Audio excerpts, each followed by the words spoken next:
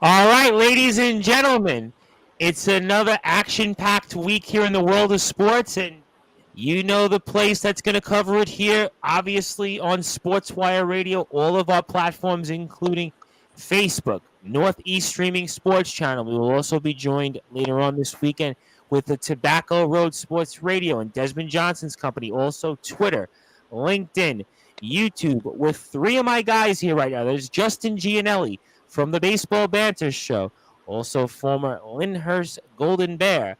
Also here joined with us from the Hockey Fan Chat, Randy Dillon, who you've heard here throughout Sportswire Radio this week alongside Justin Show, the Baseball Banter, and of course the legendary, now SJC New York Golden Eagle, which I'm still trying to get used to it. He is also the head coach for the Plainview JFK Boys JV team, also a member of the Level Up program, Long Island Nets, Long Island Brew Crew, and probably missing a few other things.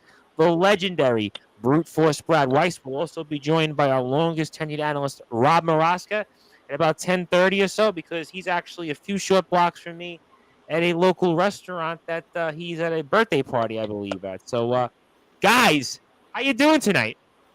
Doing great. Doing good. Ready to rock. All right, well, a lot to get into here. I kind of feel like almost in some ways like the last great week for sports, probably for the next, I'd say 60 days, because you still got the NBA finals, you got Stanley Cup finals coming up, but then we kind of get into a lull a little bit where baseball kind of takes over here. So I kind of feel like in some ways this very well might be the last great week here for sports where you got everything almost condensed into one. But I've got Randy Dillon here, and I've obviously got to speak about the New York Rangers. And we spoke a little bit about it here a few hours ago with the returning Brandon Gaines, who was with us in the old Sports Report days, just before the Brute Force joined us. And I want to get Randy, his thoughts in here before I get Justin and Brad's thoughts on different perspectives on it. But, Randy, the tables have definitely turned. You know, I'm leaving my house Sunday afternoon. It's 2-0 Rangers, and I got a text message from one of my friends who, like Justin, is a New Jersey Devils fan. He says, "Is it time to panic?" Meaning for the anti-Rangers fans, like some other people that might be listening to the show or even on the stream like Justin. I said, Tampa Bay is the Stanley Cup champion still. They're at home.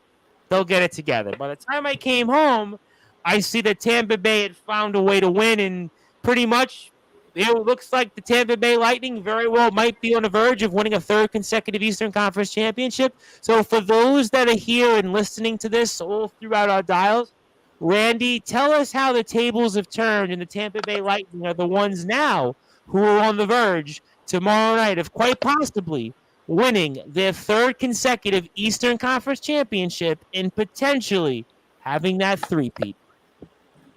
Definitely the table that turns. I pointed toward two things. One, I pointed toward an experienced Lightning team, a veteran team, knows how to win, how to pull off big wins. They had their big scorers in Game 3. Kucherov, Stamkos, they all stepped up. Vasilevsky was good.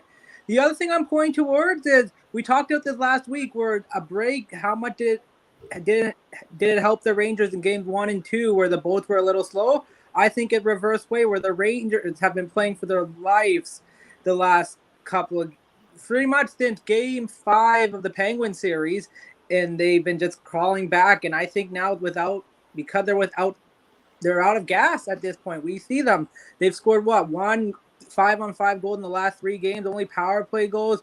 Igor Shesterkin Game 3, they were up 2-0, but still allowed 50-plus shots in, and where he lets in a late goal that may have been the turning point of this series. But I think, honestly, for the Rangers, they're out of gas. They're banged up. Strome and Hedl are hurt. And it's going to be a monumental effort for this team to come back and force a Game 7. Anything possible when we have a guy like Shesterkin in net. But if they can't find a way to score 5-on-5, don't be surprised the Lightning you're hearing tomorrow, the Lightning are going to the Cup final for a third straight year. I'll tell you what, very, very impressive considering where they were here. And, of course, I want to give a huge shout out, as always, to Anthony J. Finkel, who's tuned in here from Wingwagon in Prospect Heights. Now, as much as I know Prospect Heights, remind me where that is again. Is that on 5th Avenue, or am I thinking I'm a little bit more further up along 7th Avenue? Maybe a little past Greenwood Cemetery. I mean, my apologies, Anthony Finkel, if I'm not as familiar with Wingwagon as I should be, but obviously he says here Friday night sports night with the boys. best night of the week, and obviously the trophy for the Brute Force Brad Weiss. But I know Justin Gianelli is a very happy man right now. So I know he's happy because, well, he's a New Jersey Devils fan. So if you're a Devils fan or an Islanders fan, you're not rooting for the Tampa Bay Lightning you're rooting for the Tampa Bay Lightning for different reasons. But Justin, I mean, so, in your vantage point, how have the tables turned here into where the Tampa Bay Lightning seem like they're in full control of this series? Yeah, I think Randy hit it the best. It seemed like it took them. It seemed like it took the Lightning about 4.5 periods to get their legs underneath them, and they were the better team in the third period. Like Randy mentioned, they scored that late goal, in which it made it 3-2. For the Ranger victory in Game 2, and then even though they were up 2-0, even though the Rangers were up 2-0, you never felt like it was going to stay 2-0. They got two power play goals, and they took advantage of which they've been doing all postseason long. They've had a dynamic power play, but their 5-on-5 has just been absolutely dreadful. I mean, I know that Vasilevsky's a great goaltender, and you got to definitely tip your hat to him. He's won back-to-back Stanley Cups, but they're just not generating enough. And they were generating a decent amount of chances in last night's game, but you never felt like Vasilevsky was truly threatened, with the exception of the missed wide open net by Ryan Strong. Did anybody see on Twitter that was almost like a meme almost? Yeah, it was. And but they got to take advantage of those, because anytime you get Vasilevsky in a vulnerable position, you have to take advantage, because he's gonna stop pretty much every puck he sees. And the one goal they scored, it was a weird angle. Yep. The Ryan Lindgren goal, and it was kind of a tough puck to stop. And then you have the two long shots by Mikhail Sergachev. Obviously, the second one was deflected by Palat, but a couple of fluky goals almost for the Lightning. But again, they were doing their work with 5-on-5, and their offensive zone time, at times is just overwhelming the Rangers. And you could tell there's a lot of guys who are not playing 100%, whether it's Lindgren, whether it's not Cobb. Well, they played 19 games so far, the Rangers. There's been no break. They played 19 games, and tomorrow will be 20 games in 40 days. And that's not easy. The Lightning had 9 days off between sweeping the Panthers in Game 1 of the Eastern Conference Final. And then you look at the Western Conference. The Avalanche have a well-rested team. I forgot when the last time the Avalanche played. When was it? Last year? I mean, I forgot they exist still. Yeah, right. But it's hard for me to see at this point. It's hard for me to see a way the Rangers win. Oh, we'll certainly find out. I mean, I will say, before I get to the Brute Force, I'm going to take a different perspective on that. And Anthony Finkel says further north, Flatbush Avenue and St. Mark's Place, right outside Park. So, yeah, that's almost like not quite where Barclays Center is, but it's going in that direction. So, yeah, now I know where you're talking about, Flatbush Avenue and St. Mark's Place. Yeah, that's definitely kind of Prospect Heights. In fact, I had a friend of mine that actually lived about 3 blocks away from this, so I'm familiar with that area. And then he says, Rangers have their backs against the wall, can't win every single elimination game, can't get lucky every time. I mean, the only other team I could think of before I get to the Brute Force that was lucky like that was, I don't know if anybody remembers this, I'm probably dating myself, but the Houston Rockets, when they won their 2 championships, I was a kid, and every time the Rockets were down, whether it was the Spurs, whether it was against the Jazz, the Suns famously in the 1995 playoffs, they just found ways to win. But the Houston Rockets had Hakeem the Dream Olajuwon. They had Clyde the Glide Drexler. I don't know if the Rangers have that same luck, but I'm going to bring the Brute Force Brad Weiss in here for a different perspective, because obviously Justin and Randy know the hockey side of things, and I want to bring the Brute Force in from a different perspective and kind of get the Rangers side of the story, because these guys obviously aren't giving the Rangers side of the story. So for the New York fans here that are Rangers fans, let's try to bring it on a positive. Now, the brute force, the Rangers have done this a couple of different times. They did it against Carolina a few different times, Pittsburgh famously. I mean, in a sense, I heard Gerard Gallant's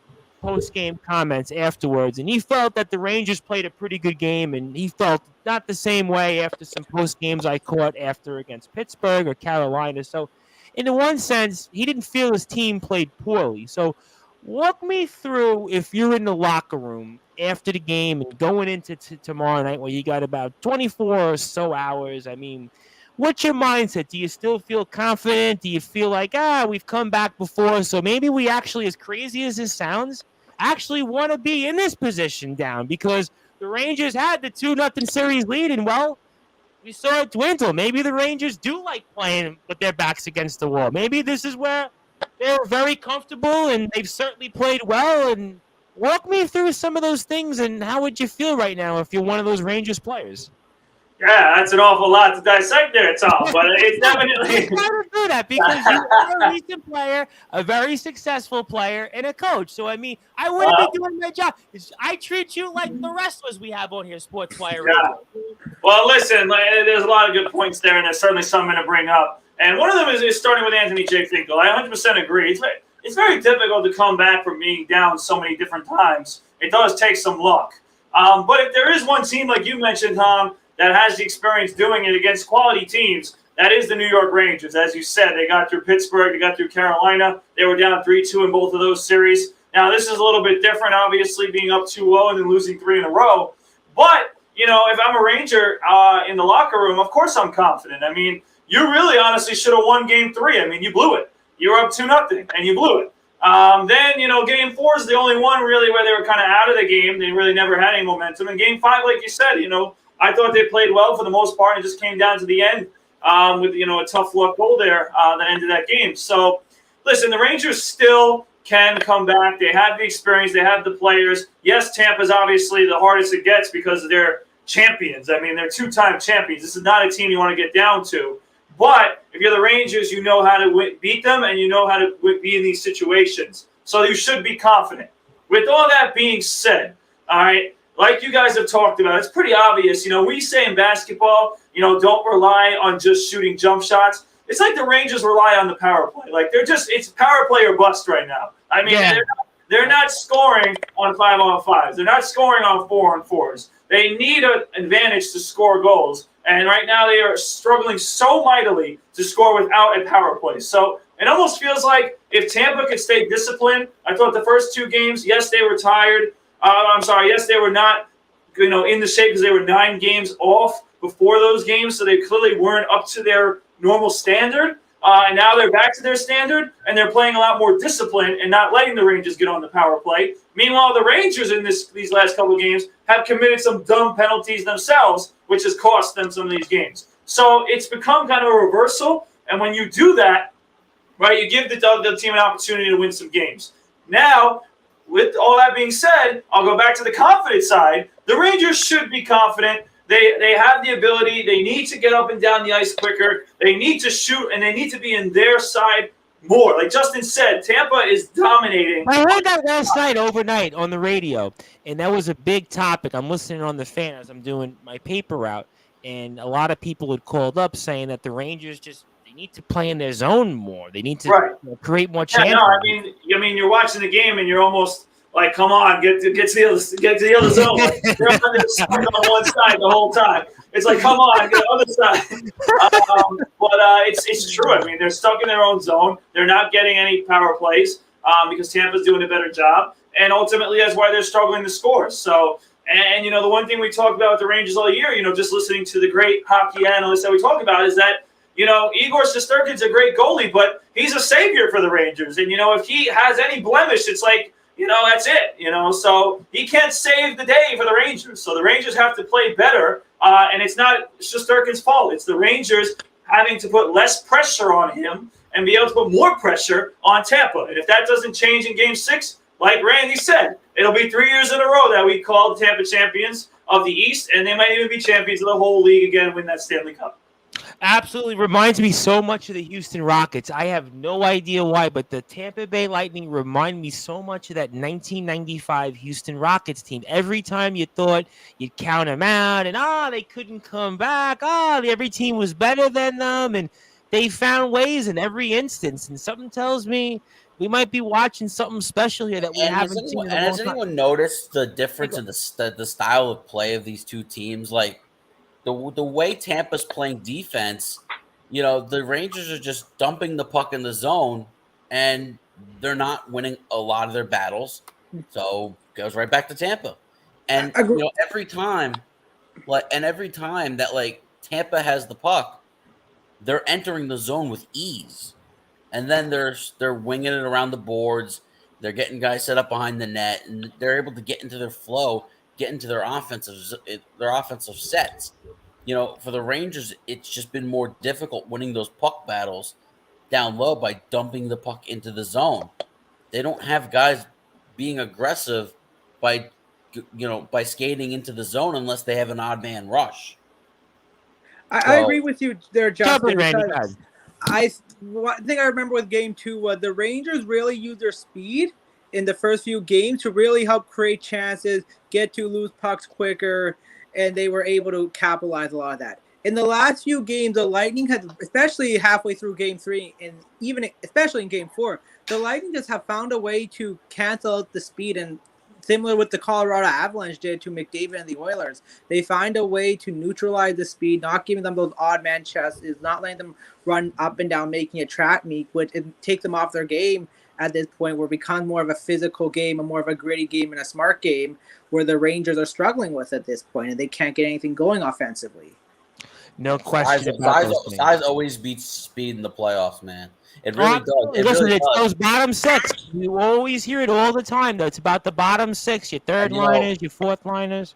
Yeah, and that's why the Devils were able to win 3 Stanley Cups back in the 90s and 2000s, and it's why they didn't win in 2012, because for one of the rare times in Devils history, they were more of an offensive team that year, based on a lot of speed with Kovalchuk, with Parise, with their fourth line, Gianta and Carter. You listened to the Neil Villapiano show when he had on Mr. Ryan Carter. He spoke about the CDP line. The Devils had a lot of speed that year, but the size of the LA Kings just slow you down in the zone, and that's what's happening to the Rangers here. Is they're not able to get through the neutral zone and beat them with their speed. And Tampa is so disciplined. It's why you saw a lot more odd man rushes against Pittsburgh and Carolina. And yeah, they're able to beat teams of equal size because of their speed. Now you have some bigger defensemen. Former captain Ryan McDonough, Victor Hedman, their forwards. Victor Hedman, I still have nightmares from watching him against the Islanders in the playoffs, all those battles. So I will say Victor Hedman was definitely a thorn in the New York Islanders' sides. And Anthony J. Finkel says the Rockets had Hakeem the Dream and the Sportswire radio brand has the Rev. Well, I don't know if I would be as good as Hakeem the Dream Olajuwon, but what I will say, for those who are basketball fans, we'll talk basketball later on, the 1995 playoff run that Hakeem the Dream Olajuwon had, I mean, that might have been still one of the best runs I've seen of anybody in any NBA playoff run. We're talking about Steph Curry, LeBron James, Michael Jordan, Shaquille O'Neal, Kobe Bryant, the list goes on. So I appreciate the comparison, but not going to take that and certainly decline respectfully. But some good points there by Justin and Randy here. And I do want to say something, though, for Randy Dillon here when it comes to the Tampa Bay Lightning, and we'll get to the Rangers back here in a second. But, I mean, do you feel like in some senses, and I was hearing people say this here throughout the day and even on talk radio overnight, that there is a little bit of pressure still on the Tampa Bay Lightning? Because as crazy as this sounds, if Tampa Bay loses Saturday, it goes back to Madison Square Garden. I even heard this from some of our commentators from the Sportswire radio brand in our Twitter, because I think there's about 25 or 30 or so of us. But in a sense, the pressure might still, as crazy as this sounds, be on the Tampa Bay Lightning, because if the Rangers are at home in a Game 7, I mean, they are going to have a lot of advantages. I mean, walk me through some of your thoughts on that. I absolutely agree with you. You say, Thomas, especially being a Capitals fan, where you always have the expectation you're going to win and you just lose. Yeah, you listen, Capitals. Yeah. I know you got the one cup, thank God, but you had like at least 9 or 10 postseasons where you're let down. And man. I remember a season 2015. They were playing the Rangers up 3-1. That was the you Rangers beat us in 7 games. I remember it very well. Oh, sorry, exactly. That's the year where they came back and won 3. In Game 6, a lot of pressures on the Lightning because they don't want to go back to New York. They don't want to have the question in their head where you give a team hope, you let them get going, and just anything they can grab on momentum. And I want to ask Brad here this, and for a team knowing that if somehow you don't win that big game as a coach and the players lose the big game knowing they had an opportunity to squash, how does it affect their psyche? Because I know the Bolts are a veteran team, but still as players and as a coach, when you feel like you miss that opportunity, it gets in your head saying, what more can we do or what else do we have to do? Yeah, absolutely. I can tell you, it's bad. I mean, and in this situation, when it comes to, the Lightning won 3 straight, they got the home game, all the momentum's with them right now. All the pressure is on the Rangers. And I think, it's a quick shift where if the Rangers win Game 6, the pressure automatically shifts right back on the Lightning. And it's big-time pressure because you're going, like you guys said, you're going to New York. It's one game. And, the Lightning have, even though they have won 2 straight championships, I mean, their expectations are still sky high. So this is not like any other team. But this team has a lot of expectations. So, yeah, I think it could be a really, really quick change in that locker room from right now extremely confident to if they lose Game 6, it's hard to get that kind of out of your head. But if there's any team that you trust to move on from it and play the next game and still be effective, it's probably Tampa Bay because they have the championship experience and they know what it takes to, get over these type of things. They've had these experiences already in the last 2 years in different capacities. So if there's any team you want that to happen or maybe want to see it happen to and see how they react to it. And we see here that clearly the pressure has gotten to the brute force's internet and Wi-Fi. It does happen. So obviously, but, to kind of go off his point there, he's right about the way the pressure shifts because think about it, Game 5, the pressure was on the Rangers because the first 4 games the home team had won. Yep. So the pressure was on the Rangers to hold serve and go up 3-2. Now that they didn't do that, and aside from a couple of power play goals, they played some horrendous hockey in Tampa Bay. And now it's all on the line. Especially if you think about the second half of the third game and then almost all throughout that fourth game. I know the Rangers got a late goal, but, I mean, certainly the Rangers played some as poor hockey as you can play. And we're joined back by the brute force, Brad Weiss. I mean, the brute force, that was kind of weird. Usually, like, you have Wi-Fi issues, then all of a sudden we lose you on the stream, and it was almost like, I don't know, it just all of a sudden you're back almost. It was just a freeze. Yeah. Listen, you get a little bit of everything here. I mean, I go gone, I go frozen. I mean, I don't know. Well, listen, to be honest with you, though, it's almost like the Madonna song. It was almost like you were like Madonna there, where Madonna in the video is kind of like just back and forth, and she comes back in, and Listen, I would probably get that. I do want to say one thing. I want to know if John Gonzalez is frozen right now because I have something to say that's going to make John Gonzalez get on this stream right away. So yeah, he was chatting a lot on last week. He was running his mouth. So yeah, he's been on all throughout the week. I mean, I see his post in the sports. Oh, listen, I got something to say that's going to make him happy soon. So he better get on him. He better get on. I'm sure he'll be here. Listen, something tells me here in the 10 o'clock hour that we'll hear from John Gonzalez. And if you do like what you hear from us on Sportswire Radio, I highly encourage you to give us a follow on Facebook at Sportswire Radio, and also 24 hours a day, 7 days a week, 365 days a year. You can listen to all of our great shows on sportnarium.com/player with the likes of the Baseball Banter, the likes of the Hockey Fan Chat, and many, many other shows here.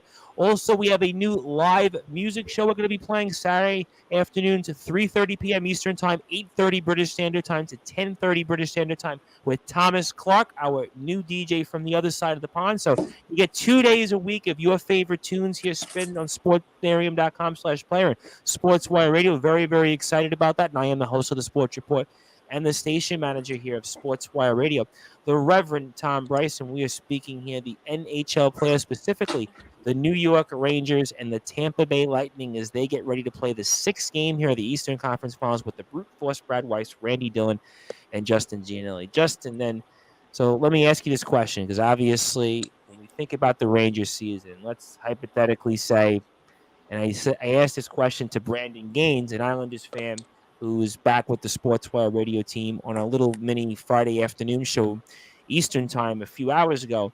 How do you assess the New York Rangers season, hypothetically? Should they lose Saturday or even, I don't know, whenever they're going to play, depending on the Justin Bieber concert? But how would you assess the New York Rangers season? Should they not advance? I think in some ways you have to view the season as a success because it seems like they were a team that kind of arrived a year early. However, when you make it this far, in the postseason, there's an ultra amount of disappointment. Knowing that you were this close to the Stanley Cup. I mean, look, there's 3 teams left in the league right now, and the Rangers are one of those last 3 teams standing. So, yes, I mean, you could take the long view and look at this as a success because of what you have for the future. And, you have a young goaltender in Shesterkin who's 26 years old. Got a lot of young players like Kakko, Lafreniere, Hedel. And then you have a good mix of veterans with Chris Kreider and Mika Zibanejad. They have a really good group. I mean, this is a team that's not going to be going away for years. So I think you take a double approach to it. I think there is a lot of disappointment that you didn't go to the Stanley Cup Finals. Should they lose one of the next 2 games, but ultimately be proud of the fact that you won. I think they won 52 games in the regular season. This is, I think, the 3rd most in franchise history or something I like think that? so. 52 wins, 110 points. I mean, it was a fantastic season for the Rangers. And I don't think anybody could have expected this good from them. No way. I mean, I didn't think anybody think here 110 points from the Rangers. I thought, okay, maybe they get like 96 points, 97 points. I mean, yeah, you thought they were a team that would sneak in maybe via wild card, and that's exactly what I thought. To finish second in the Metropolitan Division, to have the home ice advantage in the conference final, I think expectations change the farther you go. So, that's why there's got to be quite the disappointment because let's be honest, as bright as I'm saying their future is, there are no guarantees. Oh, I agree with you. And I think I made that point on last week's show. Things could go completely haywire next year. I don't think they will, but they could go completely haywire next year and they miss the playoffs altogether. Listen, look at the Islanders and Devils, right? The Devils, the last time they went deep into the postseason, 2012, right? The Devils had like almost a 20-year run where the Devils were one of not, if not the premier team in the NHL, right? Yep. The Islanders are the last, and the Oilers are the last 2 dynasties in the NHL. And up until 2020 and 2021, the Islanders hadn't really gone deep into the postseason in a generation. So, yes. You could also say the Blackhawks were a pseudo dynasty. 3 cups in 6 years. 2014, they lost in the conference final to the Kings. So I'll give you that, kind of. They were a pseudo dynasty. Sort of, yeah. But in the classic back-to-back and potential 3 championships, right? Those things there. And conversely, Randy, and I'll get to the brute force in a second. I mean, I heard some of the players that Justin mentioned, specifically Chris Kreider and Mika Zibanejad, and especially Kreider. I mean, here was a guy that had one of the best seasons in the Rangers seasons I've ever had offensively when it comes to goals, but postseason success hasn't really been sort of, I guess, anywhere near what he had in the regular season. And Zibanejad has certainly had his moments, no question. But when I think about the Rangers, should they not advance, I'm going to look at 2 players specifically in terms of their lack of production throughout these postseason games here. It's going to be Chris Kreider and Panarin for sure. I mean, walk me through your thoughts on that and anything that you think that stands out in terms of maybe why they haven't had the success that you would have hoped for after what they produced in the regular season or from the backs of their hockey card. Panarin is one of those cases where star players in the playoffs, they just can't get anything going. We've seen it, like you've seen it with Crosby, Ovechkin. back in the day you thought as well with some other top players. I can't think of any at the top of my head, but sometimes the top players just go cold in the playoff. But for Kreider's a little bit more surprised. But Kreider's always been a big time playoff guy. He's a big body. He's fat. He's almost the kind of guy that would be a playoff player. That's why I single him out. Yeah, so I think for him it's a little bit disappointing that, especially this series where they could use that size could make such a big difference. He was impactful in Game 1, but lately he had in the Carolina series. He was big there. Pittsburgh, it was hard. It took him a while to get going, but when you pay those two players, are kind of your top players. Panarin getting paid around $10 million. Kreider has 6 years at I think $7 million. When you I think he signed his contract right around COVID, right?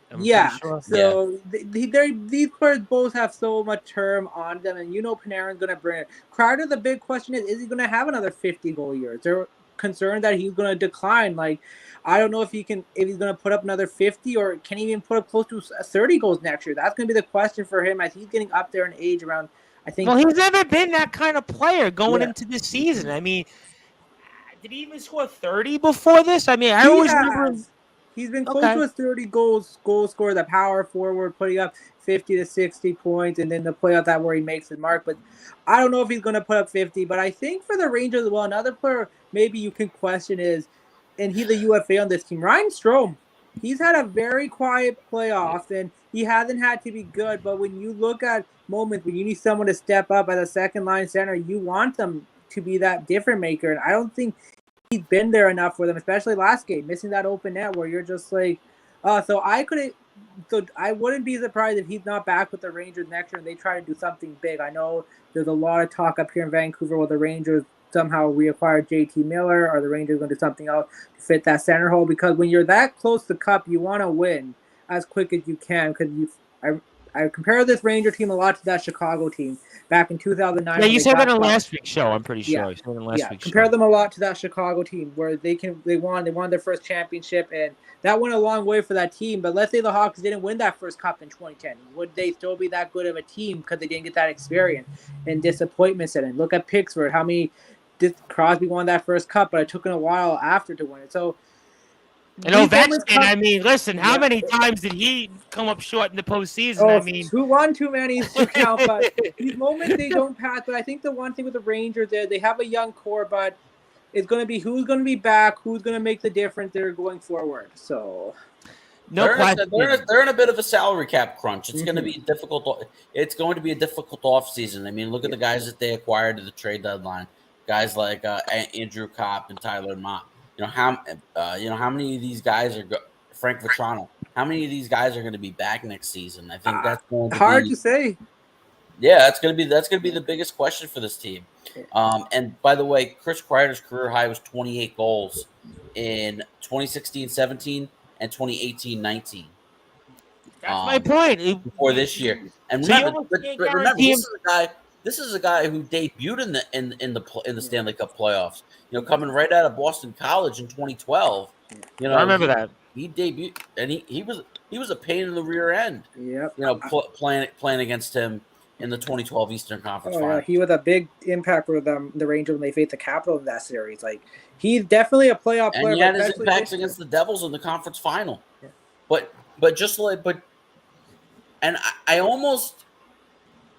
I almost look at this 2022 Rangers team as I do with the 2012 team, although Lundqvist was a little more experienced at that point than Shesterkin is. It's a good comparison because if I recall correctly, they crawled out of those 2 rounds to get to the conference finals. It took 7 games, and now the Devils didn't fall behind 2-0, but the Devils were down 2-1 going into Game 4. And the Devils won the final 3 games of the series to win 4-2.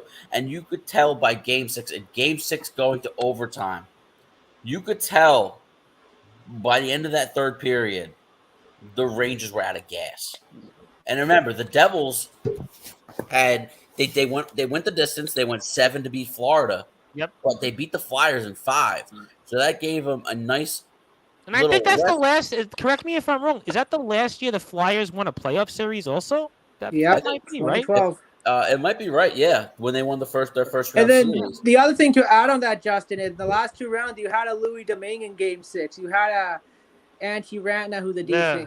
decent And now guy. you're and now you're facing Andre Vasilevsky, Exactly. won So back-to-back this is Stanley like Cups. there's been always talk about how there's been jokes about how the Rangers having faith a good goalie. Well, guess what? They're playing one of the best goalies in the big moment. And I think this is where they're going to find out the difference when you're playing a team that doesn't have a quality goalie in those big moments, you can win those games. Oh, well, we're going to certainly find out here. Plus, not only that, the structure Tampa Bay plays with in front of him. So it's all of that combined. They're really going to have to play their best game on Saturday. I want to ask the Brute Force this question. It's, again, a different question. He would appreciate this question in a different way. And we just heard from Rob Moroska, our longest tenured analyst. He will be here in his regularly scheduled slot. Knowing him, he probably ran halfway through his dinner meal and said, I got to get on Sportswire Radio to air my grievances on the Mets or some different things out there. No, but no, seriously, we appreciate that. And we look forward to hearing from him in his regularly scheduled slot here. But I want to ask the Brute Force a different question because I always find this fascinating. Whenever I speak with a wrestler, for example, we just had a wrestler on Bentley who was competing for the world championship here today and actually won it for 30 seconds. I guess you count that as a world champion. So we appreciate that he gave us the interview and he won the championship for 30 seconds. But the Brute Force, I'm curious, this could be either for the Rangers or the Lightning. In a game like this where there's so much on the line, you've played in the playoffs at St. Joe's. You've obviously been involved in some big things. How do you go about a night like this? Do you get a good night's sleep? Are you nervous? Are you tense? Or is it like, remember when we were kids and it was first day of school, we just like couldn't sleep and we had stomach knots? And I mean, how do you go about something like this and approach it if you're either one of these teams where there's so much on the line? Yeah, well, I think you're definitely right. The sleep schedule may not be exactly on cue, especially a night before a playoff game. Listen, we talked last week about the ESPN guy, Sean McDonough, calling the Rangers kids. Well, they're definitely going to be kind of like kids in a way when it comes to their, there's got to be a little bit of nerves going into this game. Obviously, going 3 straight losses to a team that obviously has the reputation that the Lightning have in 2 straight championships, and obviously the way that they're playing right now. So it's a lot of pressure, and going on their home ice is a lot of pressure. But I do think the Rangers will come out confident. I think the one thing that we got to continue to give credit is Gerard Gallant his first year, still finding a way to rally the troops. Even when they do face adversity, they always find a way to respond, and they have done that. I do believe they will respond. That doesn't mean they're going to win or not. But I do think they will respond in Game 6 for sure, and give the Lightning all they can handle.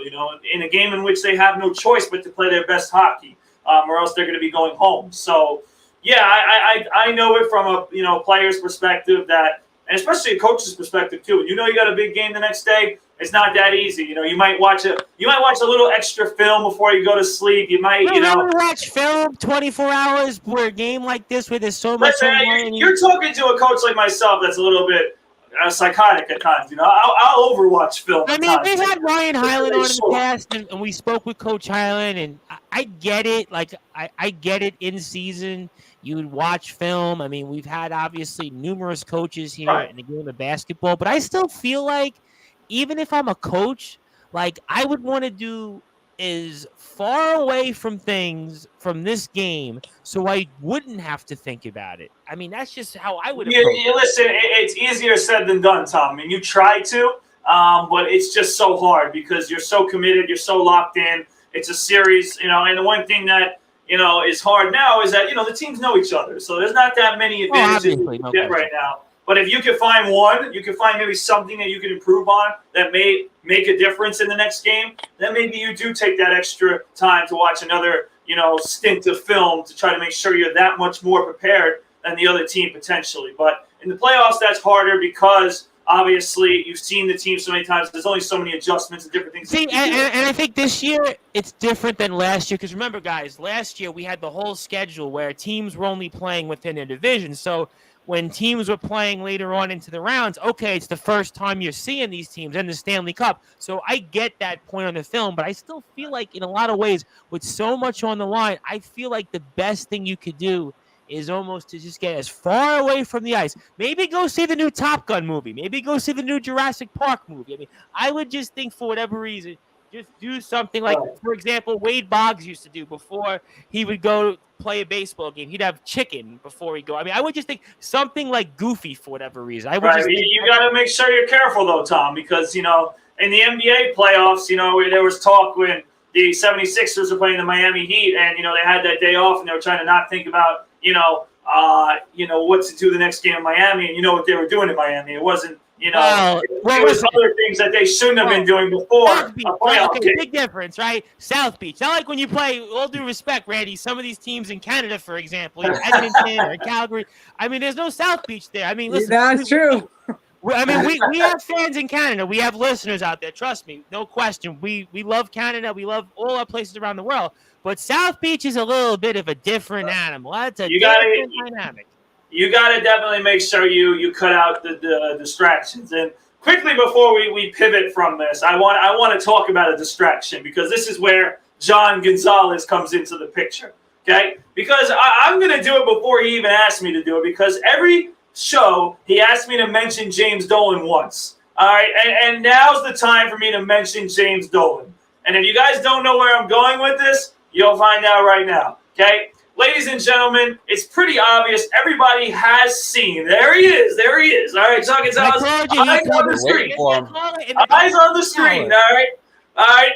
You guys all know. All right, and the video's been out of the guy who got sucker punched. All right, the Rangers fan who sucker punched the Tampa fan. The Tampa fan almost died, for damn sake. I mean, the guy was not. He didn't. I'm thinking about when. Listen. I mean, and this is why I'm mentioning Tom Bryce, because from a Knicks fan, obviously a Knicks fan standpoint, we all know that if we say one little mean thing to James Dolan, we get banned for life. All right, this man, if he hasn't been done so already, which he better be.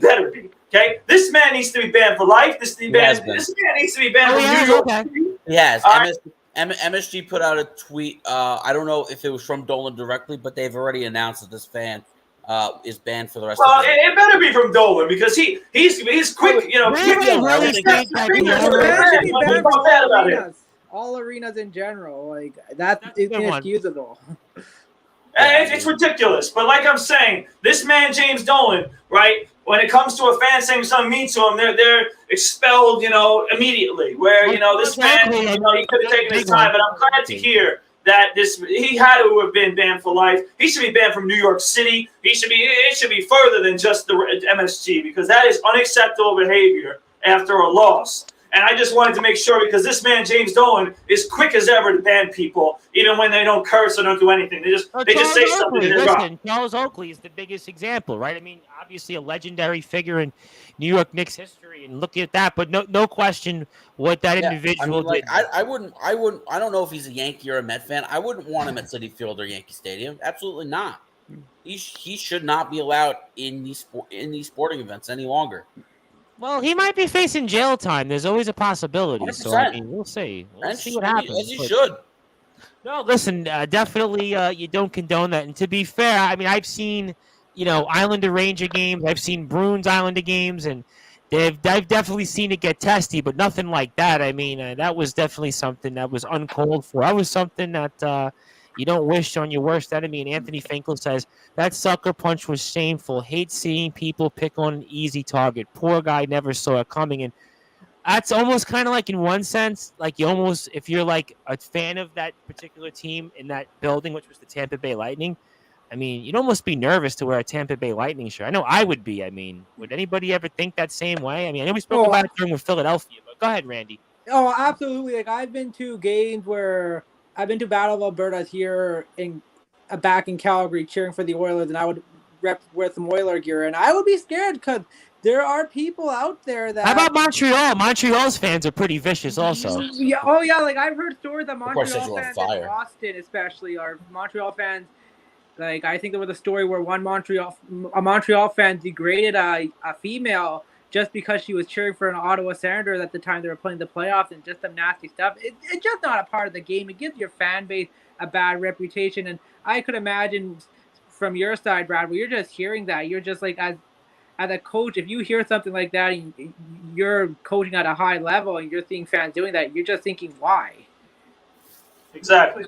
And like we all said, it's uncalled for. Listen, if the guy was saying anything, that's not what you do. I mean, and the one thing that the people were tweeting was "Stay classy, New York Rangers fans." I really don't think that most Rangers fans would do that. Okay, I really think that one, person who I would was not hope saying not. anything. I mean, the Bruce Morris, I would hope not. I mean, I would hope I not. really would too, but that's just shameful. It's ridiculous. It's unfortunate, and like I said, I just wanted to make sure because this man James Dolan already has a bad record to begin with. And he needed to make sure he did his job and put out a statement and make sure this guy was banned for life because you could literally just say, "Oh, James Dolan, you're ugly and you're gone for the rest of your life." So he got to make sure that goes down.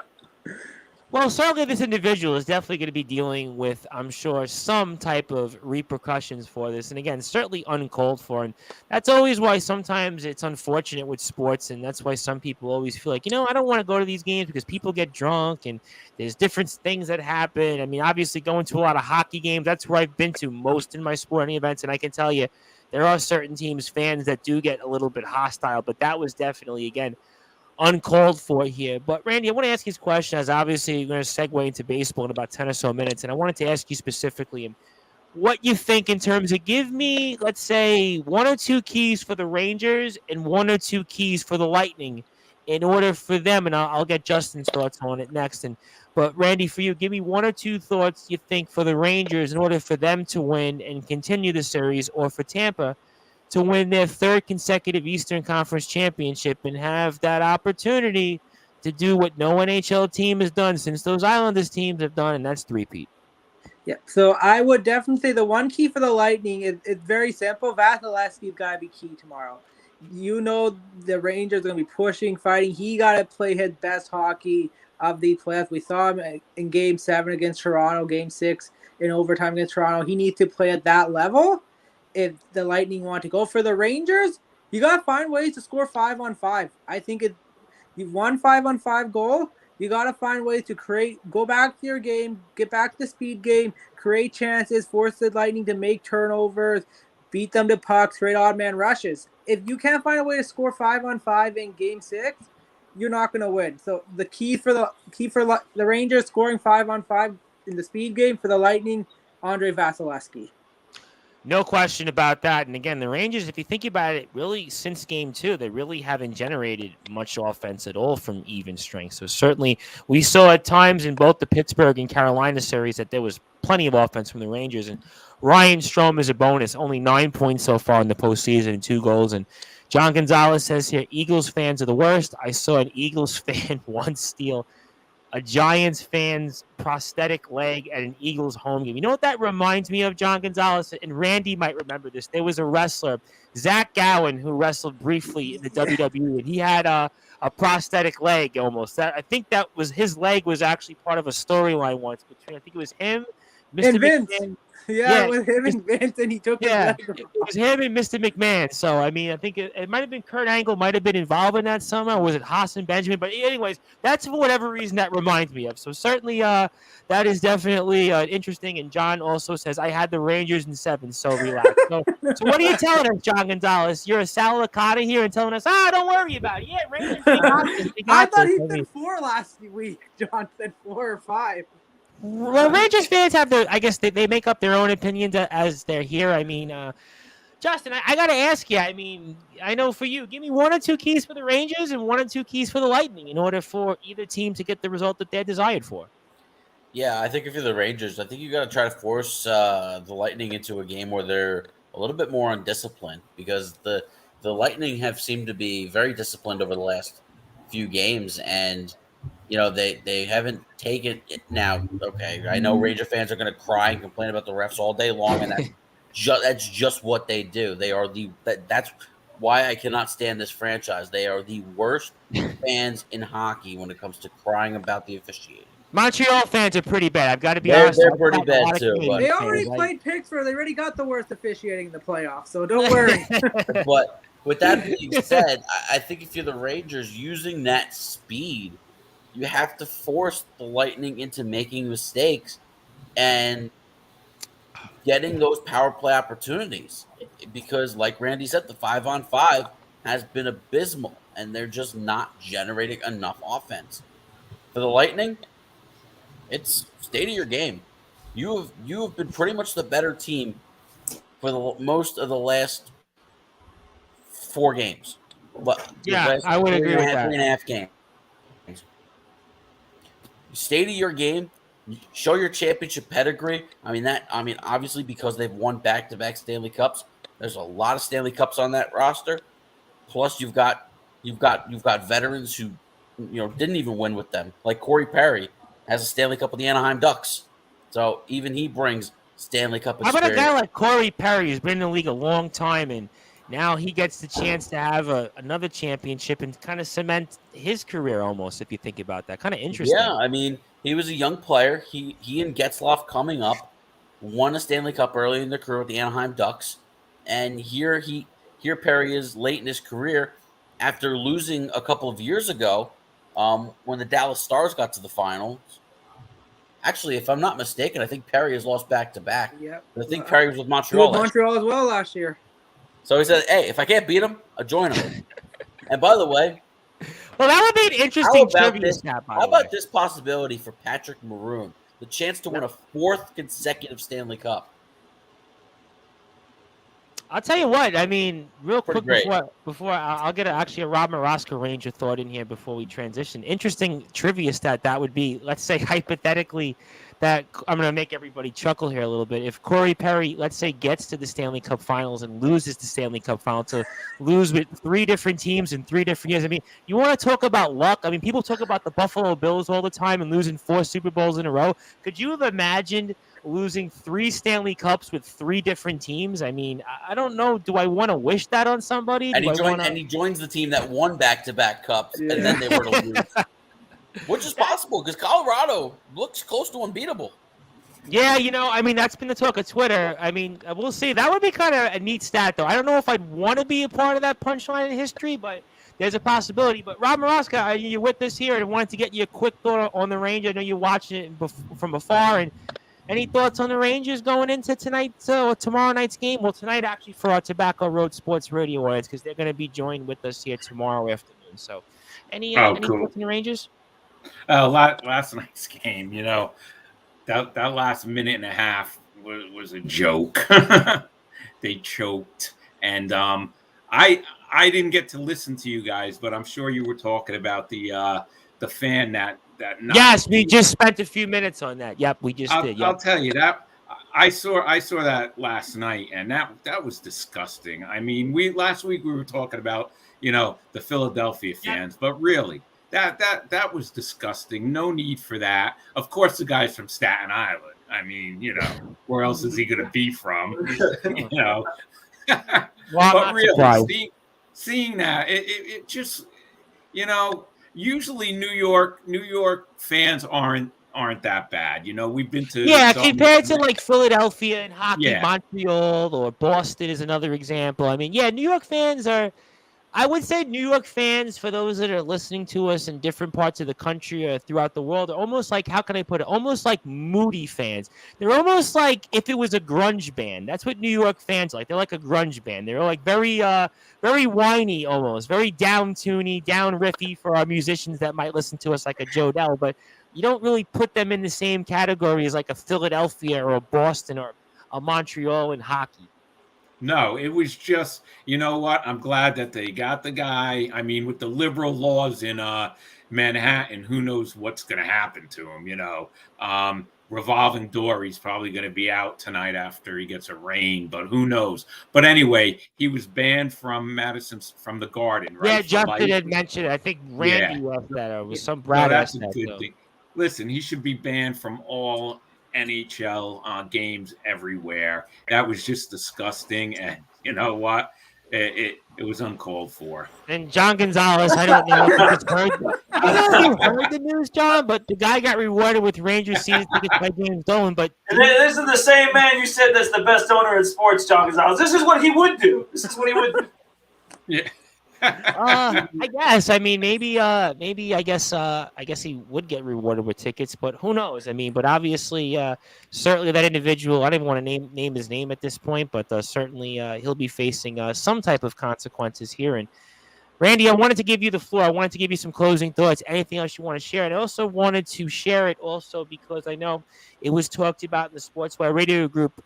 If anybody was up for it at some point, I would be open to doing a Stanley Cup playoff preview show. I know some of the guys had mentioned. I know Justin, maybe Billy McInerney. I don't know, where is Billy McInerney? I thought he said he was joining us, but that's okay. But if maybe we can put something together here one of these days. And I know I've got a couple different things I've got to read off here in the chat room, but Randy, I wanted to give you the floor. I wanted to give you anything else you want to plug, share. Also enjoyed the Hockey Fan Chat show with Neil Villapiano this week, and I've gotten my New Jersey Devils fix. I almost should be a New Jersey Devils fan at this point. I've heard so much about the Devils the last 3 or 4 weeks. But all kidding aside here, I wanted to give you the floor, Randy. Anything else you wanted to plug and share on social media, and I can't thank you enough. And the floor is yours.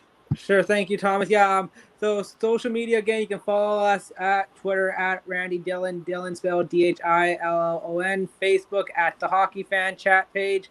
And then trying to figure out what to work on next, whether it be a preview show of the final. How about Bruce Cassidy in Boston being fired? Yeah, that was a very good topic. We can quickly talk about that. That is a left field move there because you don't do that usually this far in advance.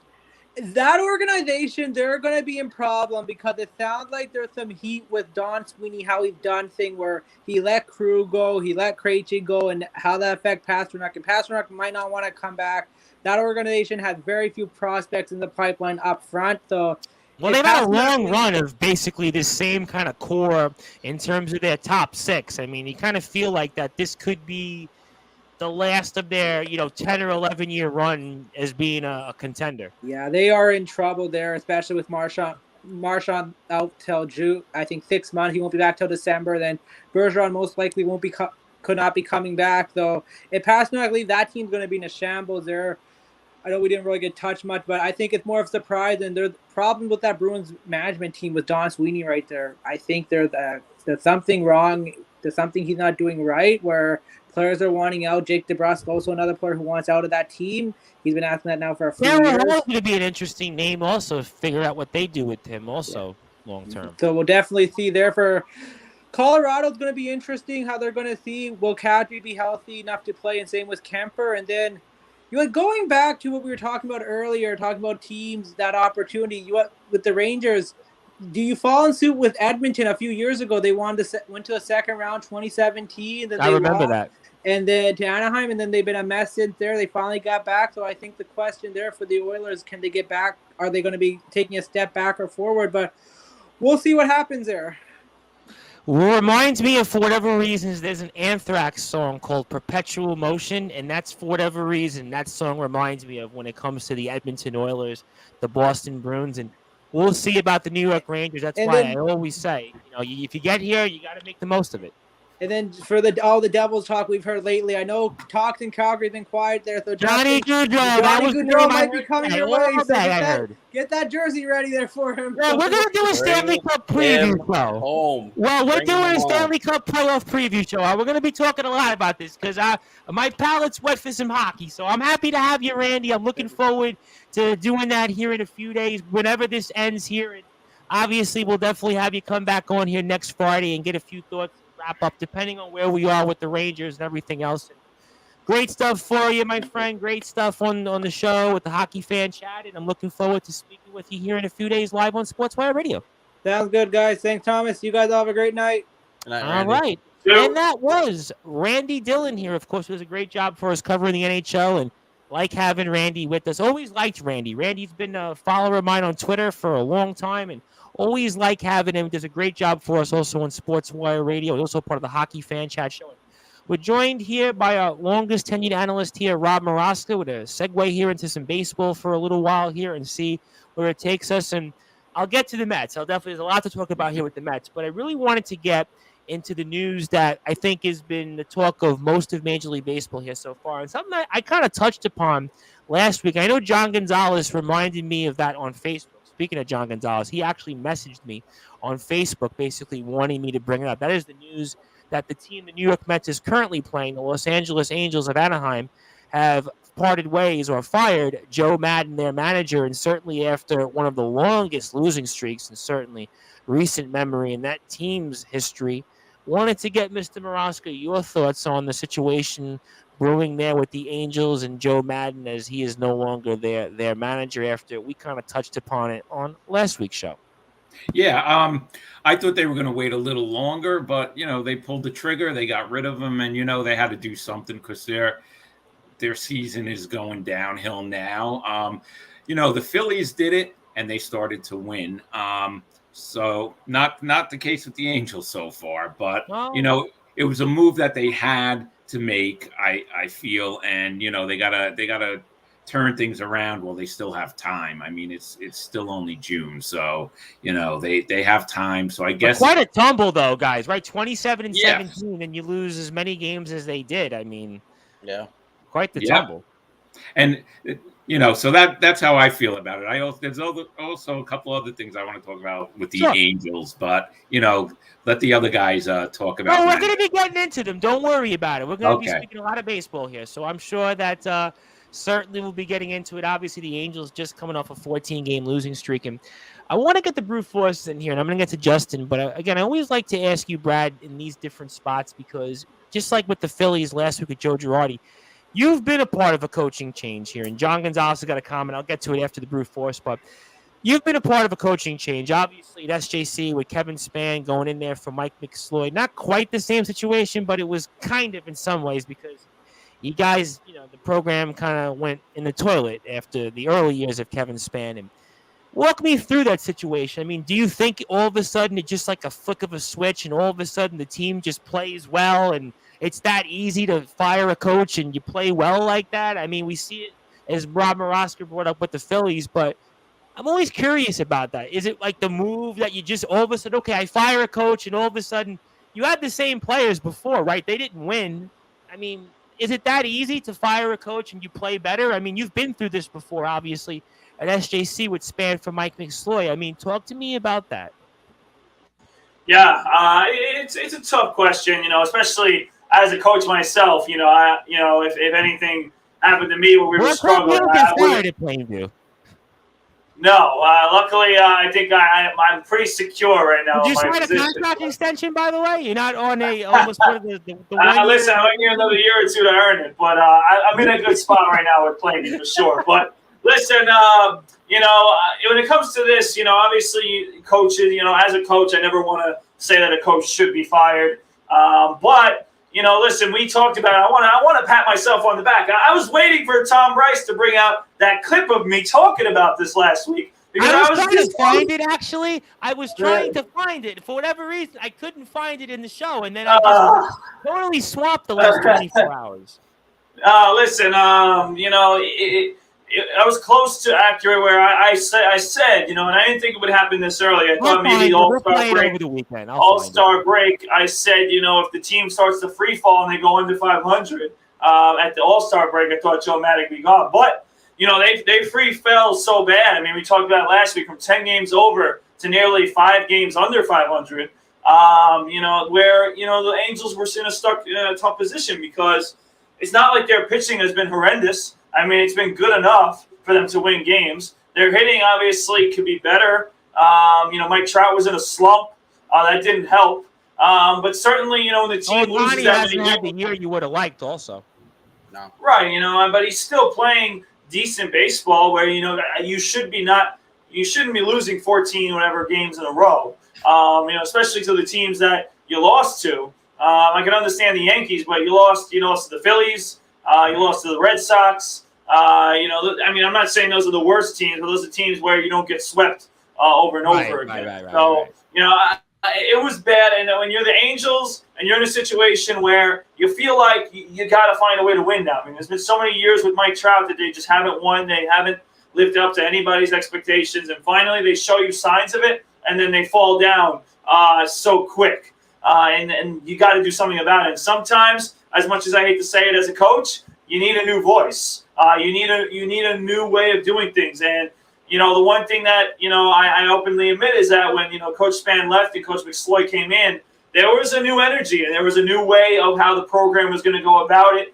It was a new way in which we were going to play style-wise. And I think that really helped the team. And that's why we had more success and why the program right now is having more success. So sometimes that's what it takes. It doesn't always work that way, but in a lot of situations it does. So, again, I'm not advocating for anyone to get fired, any coach to get fired. But what I will say is when the team plays so poorly for such a long period of time, it ultimately reflects the coaching, whether it's right or wrong. The coach is going to be the first one that's going to take the heat.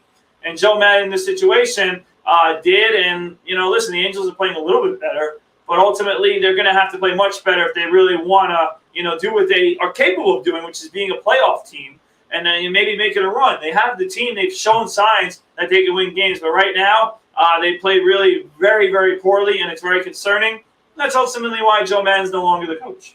Yeah, it's not a bad team. I mean, I think the lineup's pretty good there. Obviously, you might have some holes there in pitching. And John Gonzalez says Madden is heading to Philadelphia. He lives in Coatesville, Pennsylvania. Then John Gonzalez also says, nah, Brute.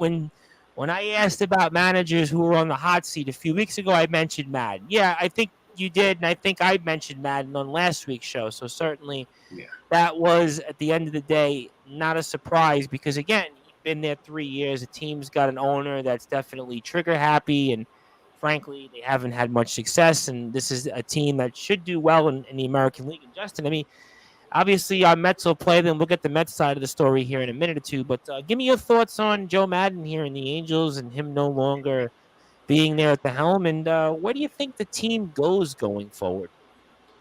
I gotta tell you, I actually was very surprised by this. Tell me why. I did not think that. I did not think, despite the losing streak, that Madden was in any real danger.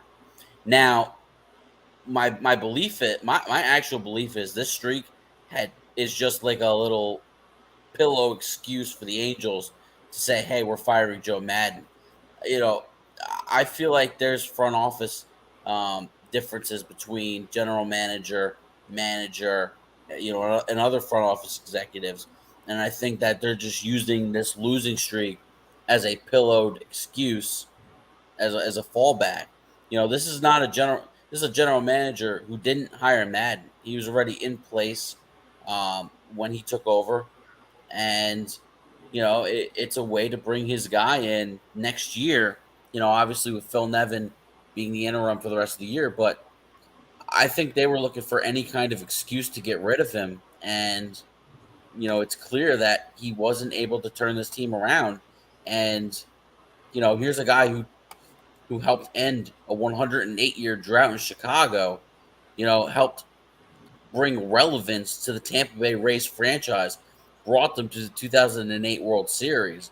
So clearly a man with a lot of success. And, things just didn't work out. I think that their pitching just was never good enough. And they were getting by with smoke and mirrors. Michael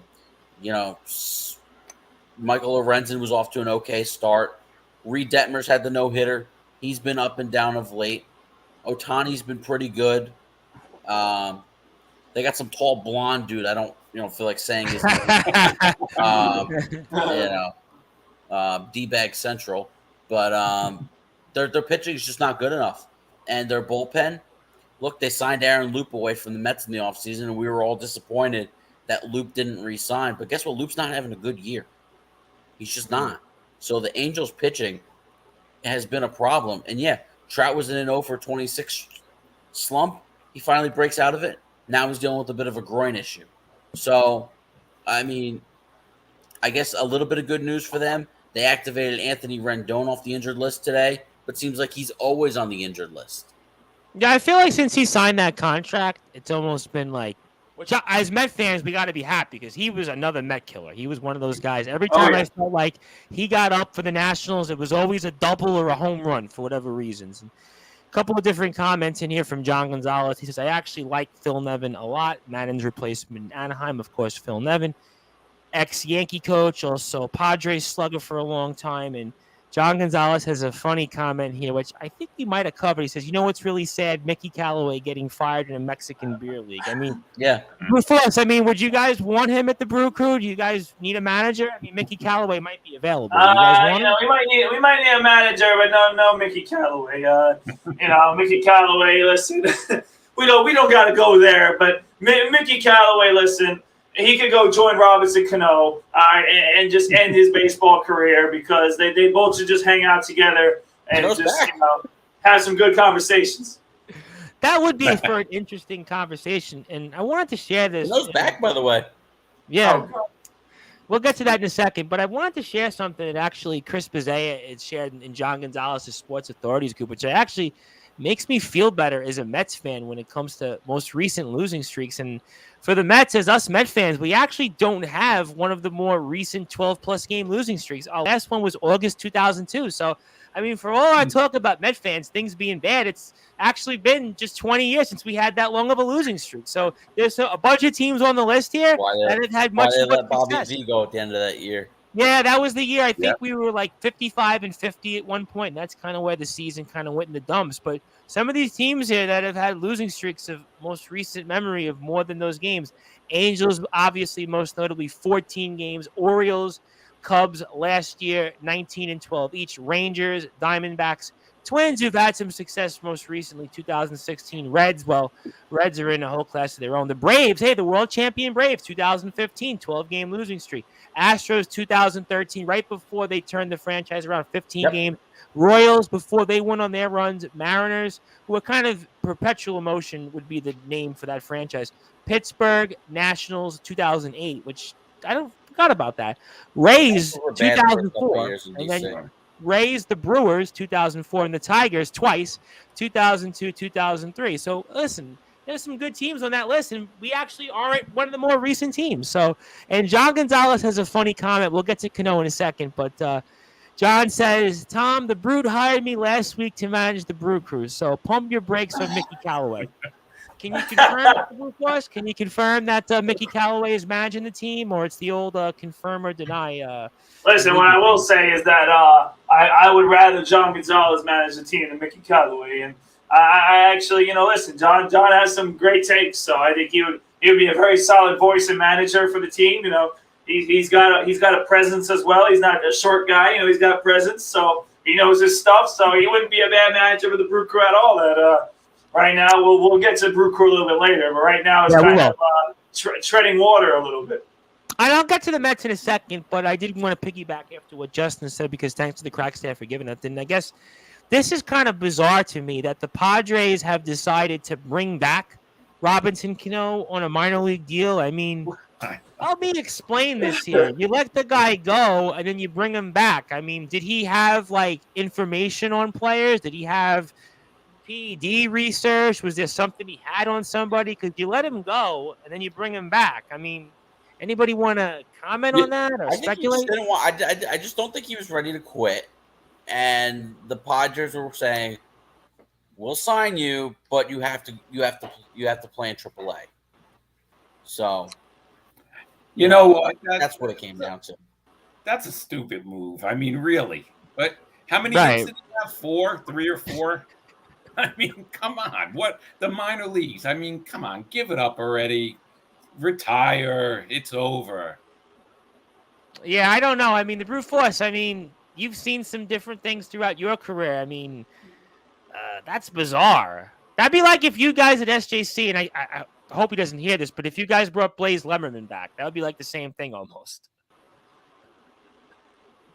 You have any comment, the Brew Force, or are you just kind of speechless here? Well, I guess, are you there, the Brew Force? Are you just in perpetual motion? All right, I think we've lost him. I think he is frozen. Oh, well, certainly, maybe he's frozen in time on the comment, but let's then get to the New York Mets here, and we'll come back to the Brew Force and the Robinson Cano, because obviously the news here before tonight's game, which we'll talk about. There you go. I really don't know what to say about this. I'm just disgusted. He's speechless over I it. swear we got to get him better internet. Everybody on my screen looks. Hey, you got me now? And he doesn't. We're waiting for you there, buddy. Well, We had Randy Dillon on just now from Canada. He didn't have a problem. Is everything okay there, the Brew Force? That's Anthony Finkel, I think, is chiming in here. He's adding on the beatdown. He says the Brew Force needs to upgrade to Fios. You got me now? Okay, the Brew Force. Are you? that's probably because he has Fios. Who has Spectrum here? Maybe it's, I don't know, Is it Spectrum. working now? You hear me now? No, we don't hear you, the brute force. Certainly, we're losing you here a little bit. You're lost in translation here. Usually he drops off and comes back on. Yeah, this is interesting here. Okay, so you know what? Let's try to. Are you there, Brad? Brad, you might want to come. You might want to come back out and come back in. Maybe that's what I would recommend, Brad. It makes for interesting radio, certainly for those listening and watching. I'm sure they're enjoying this, but there he goes. Now I think he's actually coming back. So the brute force, we're gonna remove you. Hold on, we got two brute forces now. Now we got one. What is going on today? You know, you feel like you see it all, but you never. There's something. By the way, I saw the comment. I do have cable. I might need to go to Files. They might be right. But ultimately, we were on Robinson Cano. This is ridiculous. I mean, the fact that the Padres wasted time with bringing him back. Why would you bring him back? What did he do to earn a turn back on the roster, even in AAA, right? With his skill set, he should be in Single A and trying out for the Brew Crew, like we said last week. I mean, he's been that bad. So, the fact that the Padres have him even in AAA is an embarrassment on the Padres. And I guess, Rob Moroska, it gives them a chance to go back to what we said that was eliminated last week and say that now that Robinson Cano is on the roster, maybe he'll lead them to the World Series, which we all know he won't. Okay, but ultimately, the fact that they brought him back, I mean, come on, guys. This is ridiculous. He should be hanging out with Mickey Callaway. Okay, he doesn't belong taking some young kid's spot on the AAA roster. That is ridiculous. All right, I find this interesting because I'll go to the Mets in a second, but you said a couple things that I do want to work in the guys in here. And John Gonzalez says if Cano keeps getting re-signed, there's hope for Bartolo Colon. Yeah, is Bartolo Colon pitching somewhere at this point? I feel like it's always him and Ricky Henderson and Julio Franco. If I'm not mistaken, you know what's funny? If I'm not mistaken, he was on that Mexican League team that fired Callaway. I wanted to say another term, but I refrained.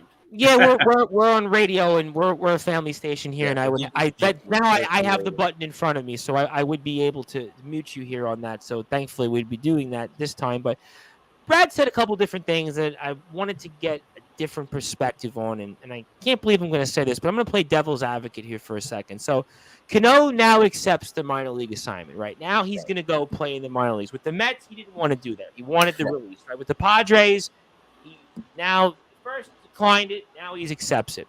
So as crazy as it sounds, does it speak to the character maybe of a Robinson Cano? That, you know what? Maybe I'll spend a couple of months in AAA, and then when the rosters expand, they'll call me up, and I'll be a part of a roster where a team goes to the postseason, and maybe I'll pinch hit, get an at-bat or two. I mean, but the thing is, it's not the way it used to be, though. We don't expand the rosters to 40 anymore. All we're doing in September is expanding the rosters, I believe, from 26 to 28. But would you expand with the Robinson Cano, a veteran? No, absolutely not. And you know what? Now he's taking away at-bats from a young kid. I don't know how much he'll play in the field, but UG Rosario has played the most games for the Padres AAA affiliate El Paso. He has played 30 games at second base. So now you're taking the bats away from him. Now, I don't know their prospect system. I don't know how highly ranked he is or not, but, they have CJ Abrams down there. I don't believe Abrams is on the big club anymore because Kim has played shortstop. But this is a team that's going to be getting Tatis back in a month or two. So I mean, I don't know why he did this. It doesn't make a lot of sense, honestly. So nobody feels, hey, you know what? Good on him. Let him play a couple months in the minor leagues, and you know what?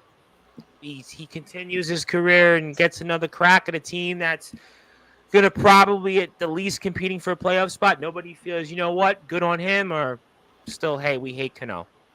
He's got to go. Cano's got to go. That's all it. right. All right. He's done.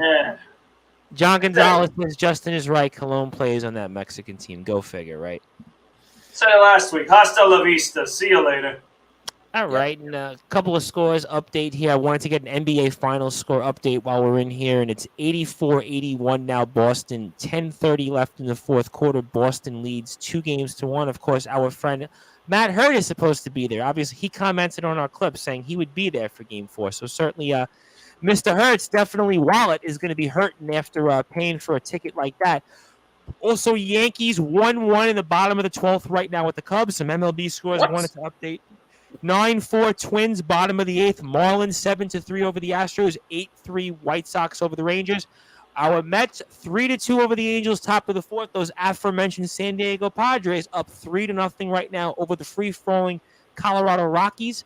Also, here's some more scores. We have Kansas City 8-0 over Baltimore. I guess they got the 2-point conversion there, and they got the touchdown. And we've got the Cardinals 2-0 over the Reds, end of the 8th. Red Sox early though, 1-0, bottom of the 2nd over the Mariners. Giants Dodgers, always a great matchup, 2-1 there. But yeah, big. I think a big series really for both teams in different ways. And Blue Jays put a thumping on the Tigers. Boy, Tigers just one of the bigger disappointments in all of baseball this year, 10-1. And Braves 4-2 over the Pirates. Go ahead, Justin. Jump in for me. The Tigers just can't not hit. I mean, their offense has just been so bad this year. How about Javi Baez, by the way? The Mets actually got one right. What a brutal year he's having, guys. I mean, you want to talk about they've gotten it right all over the place. Whether it's letting Javi Baez go, whether it's letting the thin-skinned Marcus Stroman walk, whether it's letting Blondie go to the Angels. They got all these decisions right in the offseason, and I like the core that they brought in, the core players that they brought in, from Scherzer, who, by the way, threw a bullpen today, and is progressing in his rehab. So maybe we see him by around the 1st of July. Jacob deGrom continues to progress well. I heard All-Star break, I think, was what I heard last time. Yeah, and it looks like he could be facing live hitters as early as next week. So that really could put him on track around the All-Star break. But I mean, just the guys that they've let go have not done anything elsewhere. Oh, and how convenient that Marcus Stroman goes on the IL when he was supposed to pitch at Yankee Stadium. But this guy's from New York. New Yorkers are supposed to be New Jerseyans. They're supposed to be very thick-skinned people. They don't take a lot of what. Marcus Stroman's as sensitive as it gets, man. He is. He blocks so many people on Twitter. It's like ridiculous. If they say boo, he blocks them. But could we talk about that tall blonde guy for a second? Sure, go ahead. Jump in. What do you got for me? Yeah, and Tom needs to clip this, and he needs to tag Noah Syndergaard in it because you know what? He is a bleep. If we were speaking with so many different wrestlers and promoters, and I actually just got a message from one of our wrestlers that for whatever reason woke up and it's 5 hours difference in England, said he saw me on Sportswire Radio and he was listening on sportnarium.com/player. The last thing I want to do is poke the tiger of a professional athlete when, God willing, one of these different wrestlers and these companies say, what's he doing trolling some Major League Baseball player? I mean, we'll definitely post the clip on Syndergaard. That I can promise you. Am I going to tag the individual? I don't know if I can, count on that for you. But what do you got for me, though, on Syndergaard in the meantime? All right.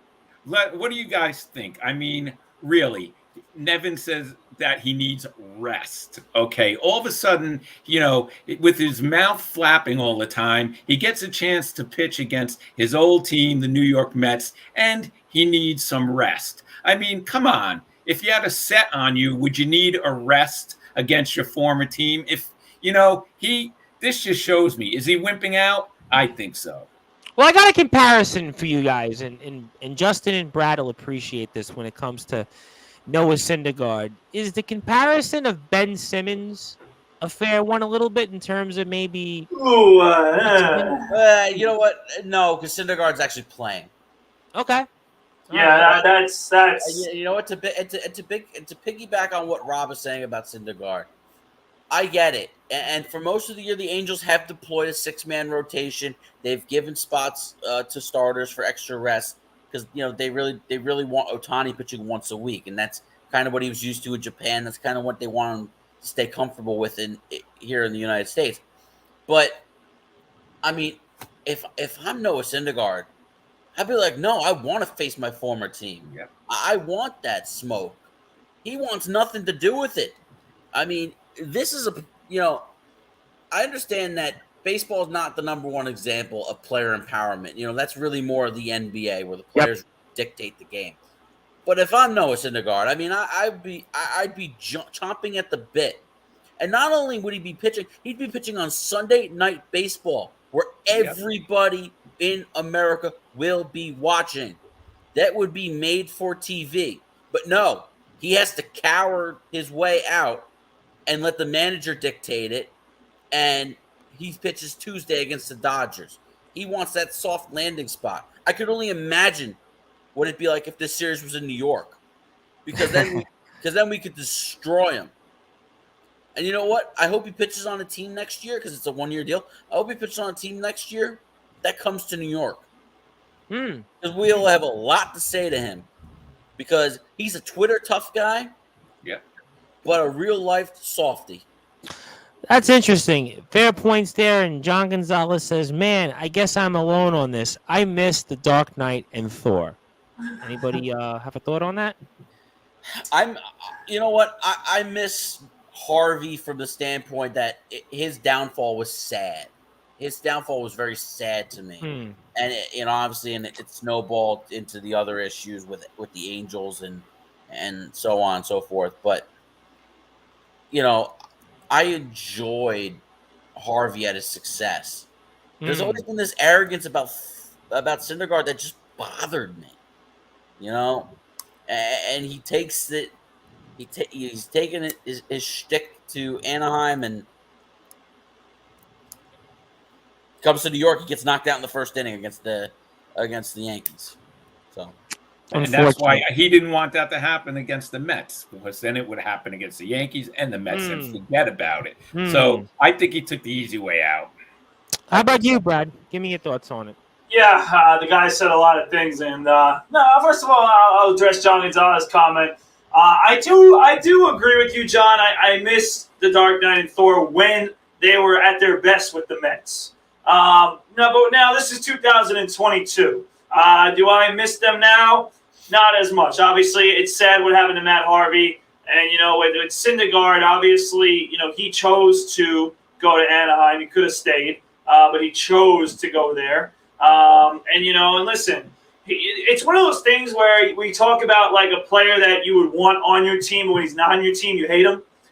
It's one of those things with Syndergaard, because when he's on your team and you have the arrogance and the way that he's about it, you like it. You fall with it. But when he's arrogant with someone else and he's kind of attacking your team, then it becomes a little bit of, oh, really? And you don't like him anymore. So right now, as a Mets fan, you don't like him as much. But I'm going to say this. I do think, and I agree with Justin, and I do agree with Rob, that this was definitely not a good look at all, that he had the chance to pitch against the Mets, and now he's not. Now, I personally think that it might have been Syndergaard. I also think that Phil Nevin is involved in this decision. I think that he was trying to protect Syndergaard, and he shouldn't have done so. And his quote-unquote way of protecting Syndergaard is what a couple of teams have done against the Mets, which is pitch a left-handed starter. They seem to say, okay, well, we're going to bring some left-handed starter to face the Mets because the Mets are a 500 team against lefty pitchers.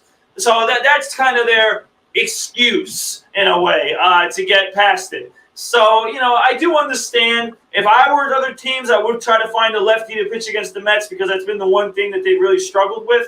But if I'm Syndergaard, and I'm a player, and I know this because I've gone against former teams, former teammates, I'll admit it, Tom. Last night, when I went against St. Joe's, there was a little part of me that's like, yeah. Oh, we're going to get to that. I wanted to do good today. Of course I wanted to. And then there's that way. And when with Syndergaard, you're with the team, whether obviously I think Syndergaard was happy as a Met or not. You should want to always pitch against your former team. I mean, that's as fun as it gets. And like Justin said, the worst part about it is that this was Sunday Night Baseball. All the lights were on you. Like, you had the opportunity to go against your former team and make a statement. And you, you or Phil Nevin, whoever you want to say, decided to cop out of that and basically say, I'll just pitch against the Dodgers instead. That's just ridiculous. And it's not a good look for him. I don't think it's a good look for the Angels either. And I know Sunday Night Baseball is definitely not happy about that because they already stink in the first place when it comes to the guys announcing the game. At least they would have had some entertainment with Syndergaard pitching that game. But in the end, Sean's right, and right now, if you want to talk, I mean, to start the season, the guy who we're really happy we have instead of Syndergaard was Chris Bassett. And Chris Bassett has been terrible the last couple of months. Yeah, he's starting to that head south. Look, that right now has to change. But at least Bassett is living up to it, and hopefully he turns it around. We'll certainly see her in a Which, couple by the of way, comments. gets me to a quick point on the Mets. Sure. And, I didn't know I'd be saying this at the start of the season. How lucky are the Mets to have Carlos Carrasco?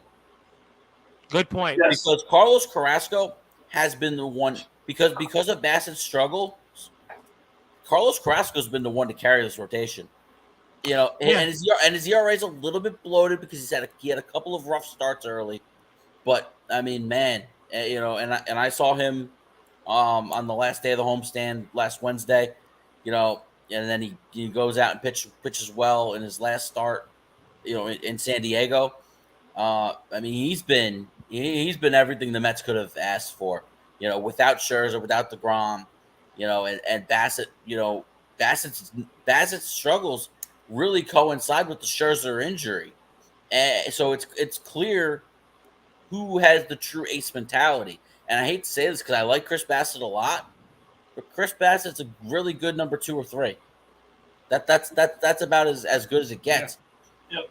I wouldn't. I mean, I'm not going to sit here and classify Carrasco as an ace, but I think he at least has that where, all right, I can step up.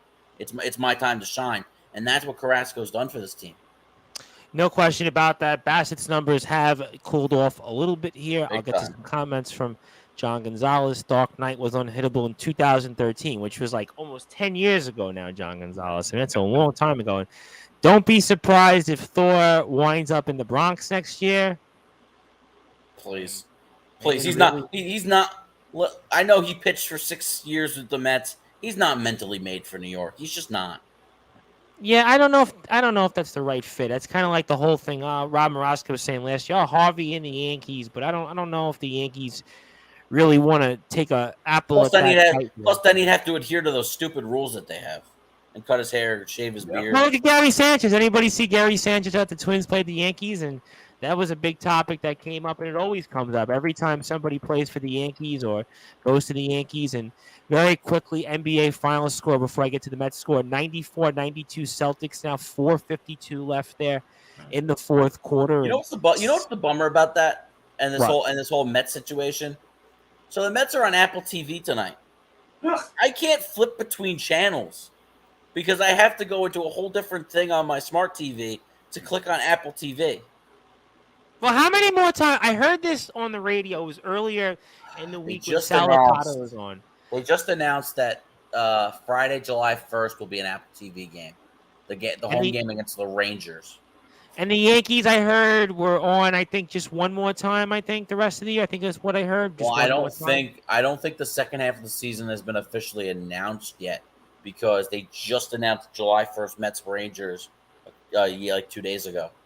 Salicata's point was when this came up, because an older guy called up, like a gentleman around 70, was going, I'm not listening to the Yankee game. I'm going to watch the USFL. And Licata's point was, well, why don't you put it on your radio? You could if you're such a Yankee fan, put it on the radio. I mean, I feel like Apple TV is that the way we're going? We're going to have to get this as an app for those that can't get to these games, or we might. But speaking of Apple TV, and unfortunately, because we're doing the show, I'm not able to listen to it and enjoy it. But Mets fans are getting a treat tonight with Wayne Randazzo doing the play-by-play for the Apple TV broadcast, and they have dusted off Ed Coleman out of retirement.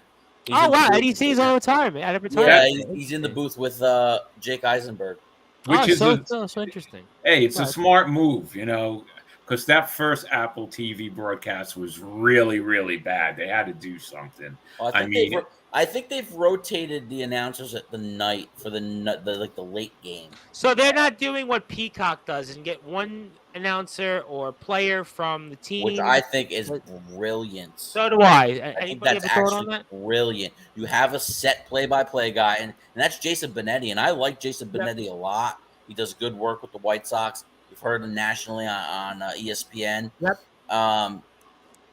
He's really good, and then to have a color commentator from each of the two teams that are playing, I think that's brilliant. It is. And then you got guys who, because that's why we complain about national broadcasts a lot, because they don't see the team every day.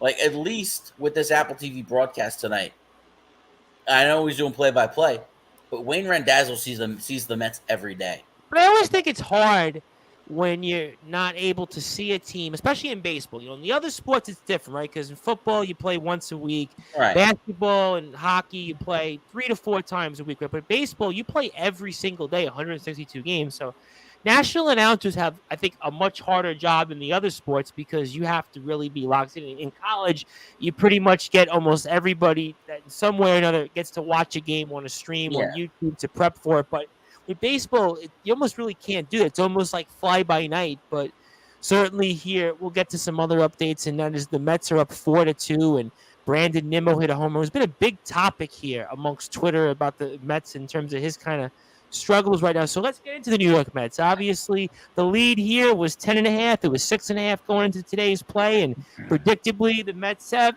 done the best they can. And John Gonzalez has a comment I'll get to in a second, but I want to get the rundown here for the Mets. There was some good news before, obviously, start of play tonight, and that Pete Alonso is okay. He's supposed to be in the lineup, and that was a big sigh of relief for Met fans. And, boy, what a dodge of a bullet that was. And let me bring the brute force Brad Weiss in here because, obviously, Mets lost a couple of games in San Diego. Obviously, not the way we hoped, but by and large, I mean, this is kind of where we thought they would be in the road trip so far as we're getting close to ending here and coming back home. And give me your thoughts to brute force on where we are right now with the New York Mets over the last week. Yeah, I mean, listen, there's some people out there that have been saying that this hasn't been a great road trip so far. I actually really disagree with that. I know that we haven't been playing our best baseball. I understand that we just lost a series to the Padres. The Padres aren't any slouch. And, listen, we knew these were going to be two solid teams that we had to get through in the Dodgers and the Padres. And you split a series with the Dodgers, which after losing the first two, it's pretty impressive that they came back the next two and found a way to win. Yeah. Then, the Padres series, you get into there and you win the first game. And then your second and third games are both tough for different reasons. But, listen, they're responding well tonight so far, winning 4-2. Like you said, Tom, to get Pete Alonso to stay in that lineup is huge. That injury definitely deflated the team for a couple days, I think, because he's that important to the lineup. Whether he's hitting well or not, he's just a presence that every team has to respect. And the way he's playing, obviously, has been unbelievable. And then, you get the good news today. You get Tyler McGill back, who's pitched well tonight. He let up a 2-run homer. But besides that, he's been pretty good. He's out of the game now. David Peterson is in. And he's been pitching pretty well for us. So, listen, as much as you want to, because I know, and trust me, there's a part of me that's getting nervous because the Braves are inching closer and, and we're playing, okay baseball. But, I think the Mets, we said it to start this. If they could get this close to 500 in this road trip, it would be a major success. And they're 4-5 on the road trip. They win tonight's 5-5. If they could win this series or even split the last two games, I think it's successful considering all that the Mets have gone through. And then, you come back home, you play a team in the Brewers who has been up and down lately, and then the Marlins, you start to get back on track. But I think since they've done the job of kind of being a 500 road trip right now on what was not an easy road trip so far, I think it's a success. And, again, things haven't gone right. Injuries have happened. We hope Starling Marte is okay as well because he's another big catalyst in the lineup. But ultimately, I don't see this road trip so far as a major non-success. I see it as the Mets doing what they needed to do, which was hover around 500. It's almost like, to use the term in wrestling, it's almost like what they would call a schmaz. If the Mets can go even 4-6 on the trip, where basically what that means in wrestling terms, it's almost like you didn't lose. You might have lost by a disqualification or a count out, but basically it was a whole bunch of running. So for the Mets, you didn't want to go 2-8 or, God forbid, 1-9. You wanted to go at the worst 4-6. 5-5 would be great. So I kind of agree with the Brute Force Brad Weiss. John Gonzalez says ex-Mets always do good in the Bronx, good in the Strawberry Cone. I have no idea what that has to do with anything else, but he does point out here, and yes, the Brute Force, you read my mind, the Braves are in the rear view mirror, which brings me to Rob Maraska. And Mr. Maraska, I mean, you got to give me your thoughts here on the trip and so far, and what's your expectations? Well, what we said last week was we'd be happy if they went 500 or over on the trip. So yeah, I agree with Brute Force definitely that if they play 500, go a little over. It's definitely a successful trip, especially with the other night in San Diego with the 2 injuries. I mean, it looks like we dodged 2 bullets there. So it was that was really frustrating. But the Braves are in the rearview mirror, and we have to remember last year, we've said this so many times, we were in first so many days last season, and then all of a sudden the Braves come out of nowhere and the Braves win the World Series. So, they are breathing, down our backs a little, but it's not the same Met team as last year. So it's, a whole different attitude. We got Buck as a manager, so things are definitely different. But so you don't feel like it's last year where the team was in first place and we swooned mightily in the second half. You don't feel the same way. I don't feel it's going to be a collapse like that, but you never know. Injuries. Braves are starting to get hot right now. 5 over 500. The one thing I'll say before Rob Maraska said anything, Tom, though, is that everybody's talking about how the Braves have gotten hot. Who the heck are the Braves playing? I mean, who their last opponents? I mean, they're beating opponents, and they're not even beating them that bad. They're barely squeaking by too. I mean, they're beating them, but they're not beating them. Where we should be concerned. Yeah, they're beating them. We're supposed to do it. Well, we played the Phillies a lot. We beat them. I mean, the Phillies aren't world beaters. But Brad exactly stole my thunder, and that's the point I was going to make. All right, jump in. So he makes a good point. Sorry, Justin. Go ahead, jump in.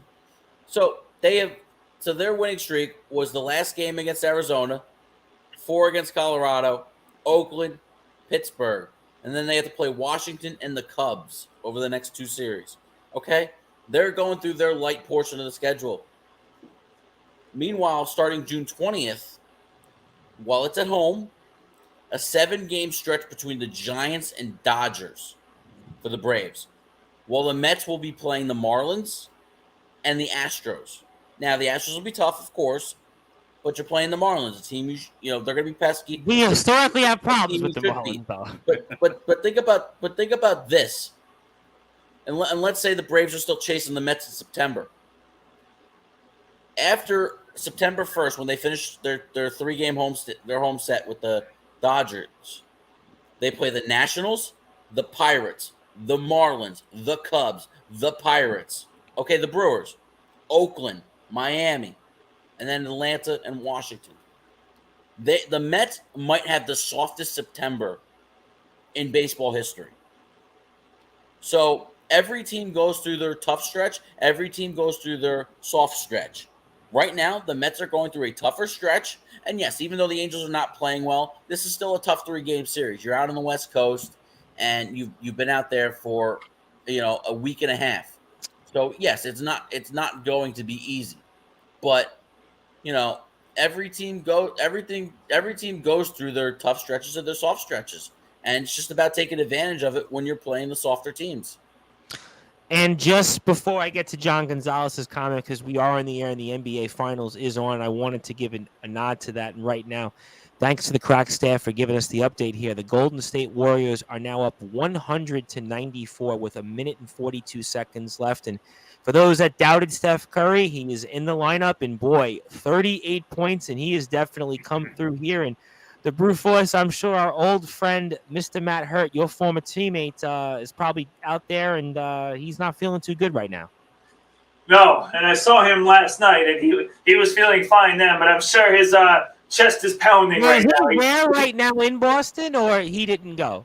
I wasn't told anything different. I believe he is there tonight. So, yeah, he's definitely pounding, but, we'll get into it more later as we get to more basketball, but this might be a career-defining game for Stephen Curry. If they win this game and the Warriors win the championship, this is the game everybody's going to say Stephen Curry stepped up and was able to make those big shots. It's funny you said that, and I'll get back to baseball in a second, is that I heard on the radio all during the week, again, Salicot, Steph Curry, I don't know, and, you really think about his career, and you say to yourself, this is a guy that's been the greatest shooter of our generation, changed the game of basketball. I mean, how can anybody for a second question this guy's capabilities? I mean, so at the end of the day, ridiculous takes. That's why. Well, are you blocked by him? Correct me if I'm wrong. So yes, I am. All right. Okay, fair enough. So obviously, Golden State is up now 5 with 56 seconds left. That's kind of one fun thing about being live here. You get these games, you can kind of get some comments and reactions. And John Gonzalez had a couple of comments. Let me get to these, and we'll go back to baseball. He says, "I see the Mets making the playoffs, but wouldn't be surprised if the Braves win the division." Hey, listen, I mean, we've seen that in the past. John Gonzalez says, "A win is a win. The Braves are beating whom they're supposed to be, so discount their victories." No, it's absolutely. Like the Mets beat up on the Phillies when they were struggling. They beat up on the Nationals when they were struggling. They've beaten bad teams, but they've also done well relatively against the good teams too. Okay, bad series in San Diego was ugly. They looked, just flattened by the Alonso injury. I think getting the split against the Dodgers was good. I know we were speaking about that during in our Twitter group. I think that was. I think it was huge for this team. Yeah, I think that was good. I mean, there have been moments I think with this team where you say, all right, the team has played well. Listen, like John Gonzalez said, conversely, you have to play the teams that are in front of you. And John Gonzalez also says, "Hope the Celtics lose. I just can't root for them." Well, this is one of those series where you have to root for somebody though, because it's the Warriors who've had quite a run, and the Celtics, who are kind of like the Yankees of baseball, where everybody kind of feels like it's Boston, and nobody really wants to see Boston get in there. But I kind of do want to see Golden State win it one more time, because I spoke about it in the past here, and very quickly, and we'll get back to baseball here. I want to go over to the Yankee side of things real quick when it comes to their score, and obviously their week. That was interesting week, and the Yankees are still playing, actually. Very interesting. Bottom of the 13th here against the Cubs, and I got to say, guys, and I'll go with Mr. Maraska first. I mean, the Yankees, Garrett Cole gives up. I lost count how many home runs, but they win yet another series against the Twins. I think it's now 111 or 112 and 38 since 2002, and I mean, I don't know if I've ever seen something like this before, and where just a team just beats up on another team repeatedly. It doesn't matter. It's almost like those that deliver the mail. No rain, sleet, snow, wherever all the weather is, and the Yankees still find a way to get wins against the Twins. Even last night, there's an example where they're down, and they still find ways to overpower them. And give me your thoughts on the Yankees and where they are.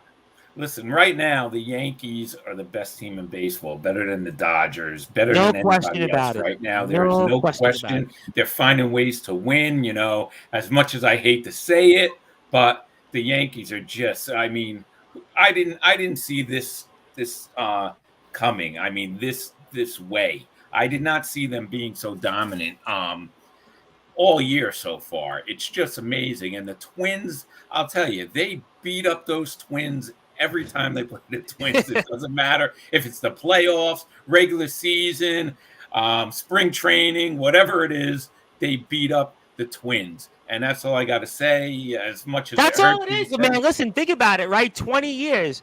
That's a generation. 20 years that the Yankees and Twins have been facing off since 2002. Yep. It's the same results. It is. It never changes. But, it pains me to say it, but the Yankees are the best team in baseball right now, and they're they are doing what they're supposed to do, and even more.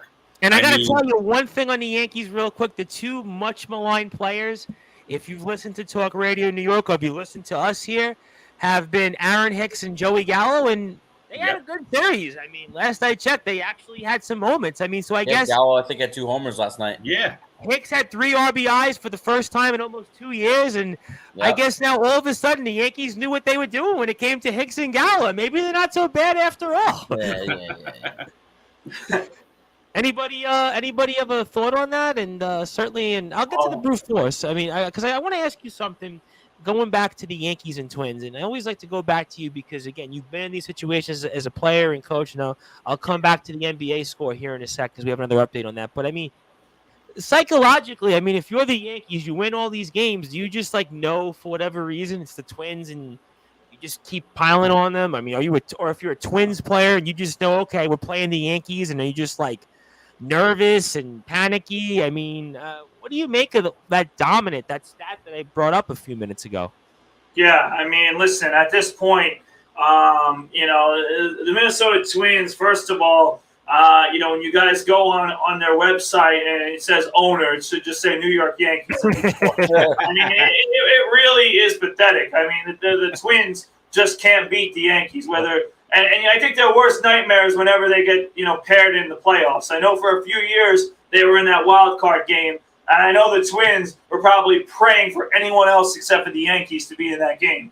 And the Twins just don't want to see the Yankees. And trust me, as a player, even when Tom Bryce, I'm going to make this comparison, even when we were struggling at St. Joe's, whenever Maritime was on the schedule, it was like, yeah, right, Maritime. Like we're going to get this one. And we had a lot of success against Maritime.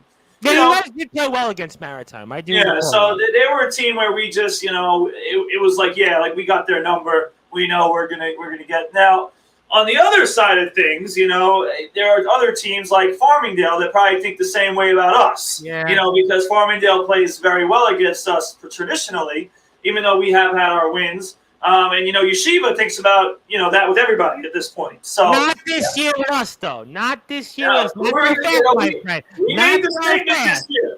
We made the statement this year. So Yeshiva's always respected us, though. But they have had their success until this year where we got them. So it's going to be interesting. But for sure, Tom, there is that mindset of, oh God, in the Twins' sake, here come the Yankees. Uh-oh. And vice versa. With the Yankees, yep, we're playing the Twins. We know what we do against them. And it looks to be that that's not ending. I mean, with any team, like you said, it doesn't matter what Twins team you got. It's basically the Yankees coming to town. The Twins have got a lot of good ball clubs in that 20-year run. They've been to the postseason a lot. It hasn't been that they've been a bad franchise. I would argue that it's been so bad at this point. The Twins should consider calling up one of the teams in Texas and switching to the National League. No, you know what they should do? Somehow, There's an easy way to this. You guys remember in Little League, you'd have the forfeit rule after a certain number of runs before like the 5th inning. I think that's what the Twins should do at this point. Just have the forfeit rule. Just say, you know what? Give the Yankees the wins, get it over, move on, and go from here. I got a couple of other comments in here from John Gonzalez. Conversely, biggest surprise and disappointment. So let me get to the surprise first, which is, well, the aforementioned New York Yankees. And that's an interesting point that he made because, yes, Yankees made the postseason this year, and Golden State is up 8 with 9 seconds left, so they're on the verge of winning it. And I'll get to that here in a few minutes. But, okay, so Golden State has won. They have tied it. They will play Monday night. 107-97. So there we go. We'll get to that here in a few minutes. We'll definitely piggyback off that as we're on here for the next 45 minutes or so here in Sportswire Radio with the gang. But it's an interesting thing that John Gonzalez just said. You wouldn't think Yankees' biggest surprise, but yet he makes a valid point. I mean, do you guys feel the same way that the Yankees are the biggest surprise in baseball? Actually, he's not far off on this because I don't think we expected the Yankees to be this good.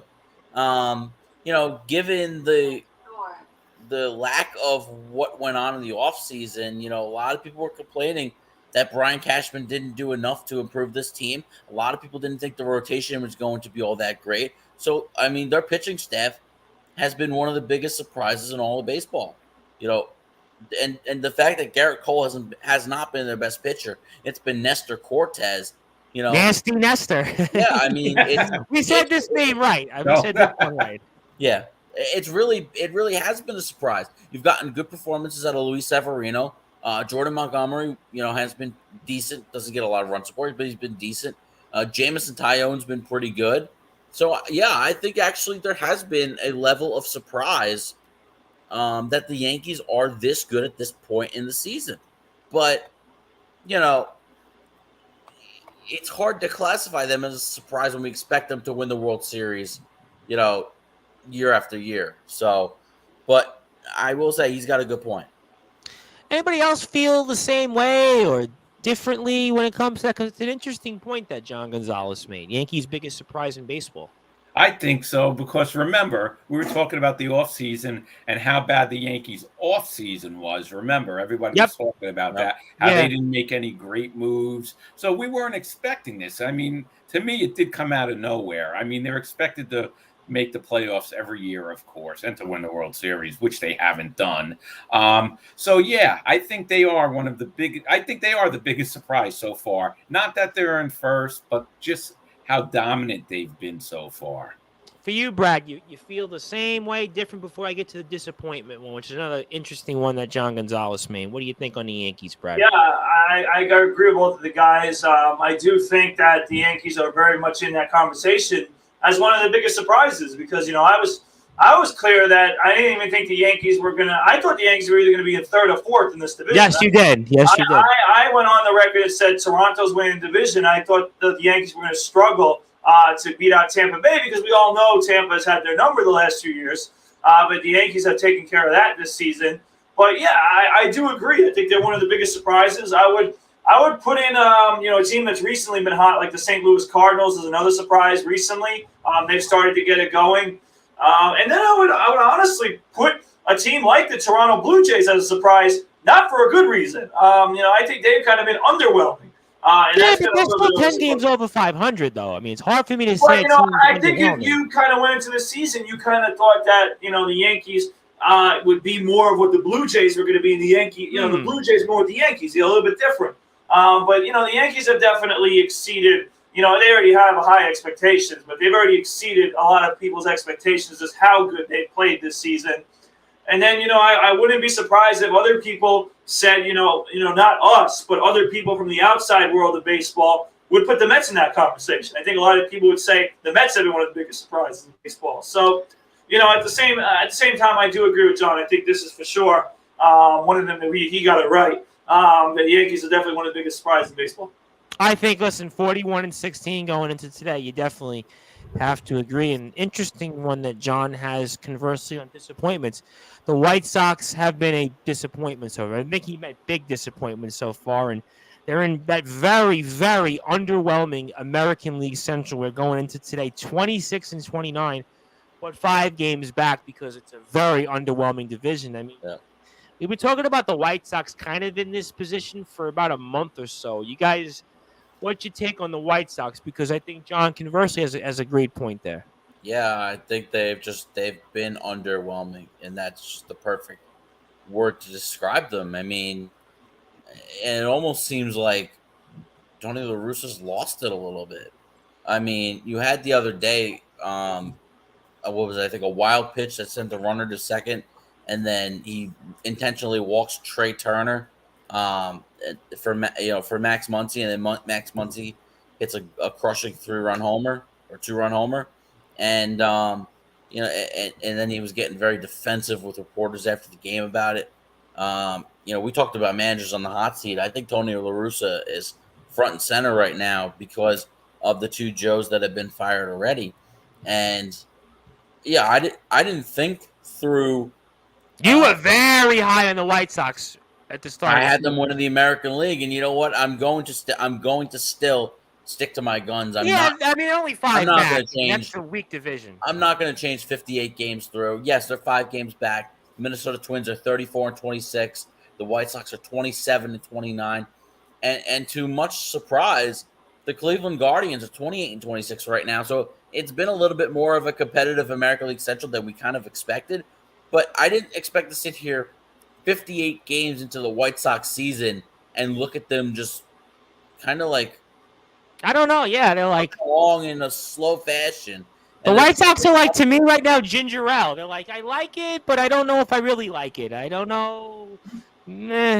That's kind of how I feel about the White Sox right now. The White Sox right now are like a can of Coke that's been sitting out open for 5 hours. It's just flat. Ginger Ale. No That's to pulse. me right now. There's really not a pulse to this team right now. Yeah, I don't know. I mean, that's a very, very, very, very fascinating point here. And John Gonzalez piggybacks off that. I got a Jodell comment I'll come back into. And I do have a Pete Alonso nugget that Justin shared a few minutes ago, which I will also point out to it.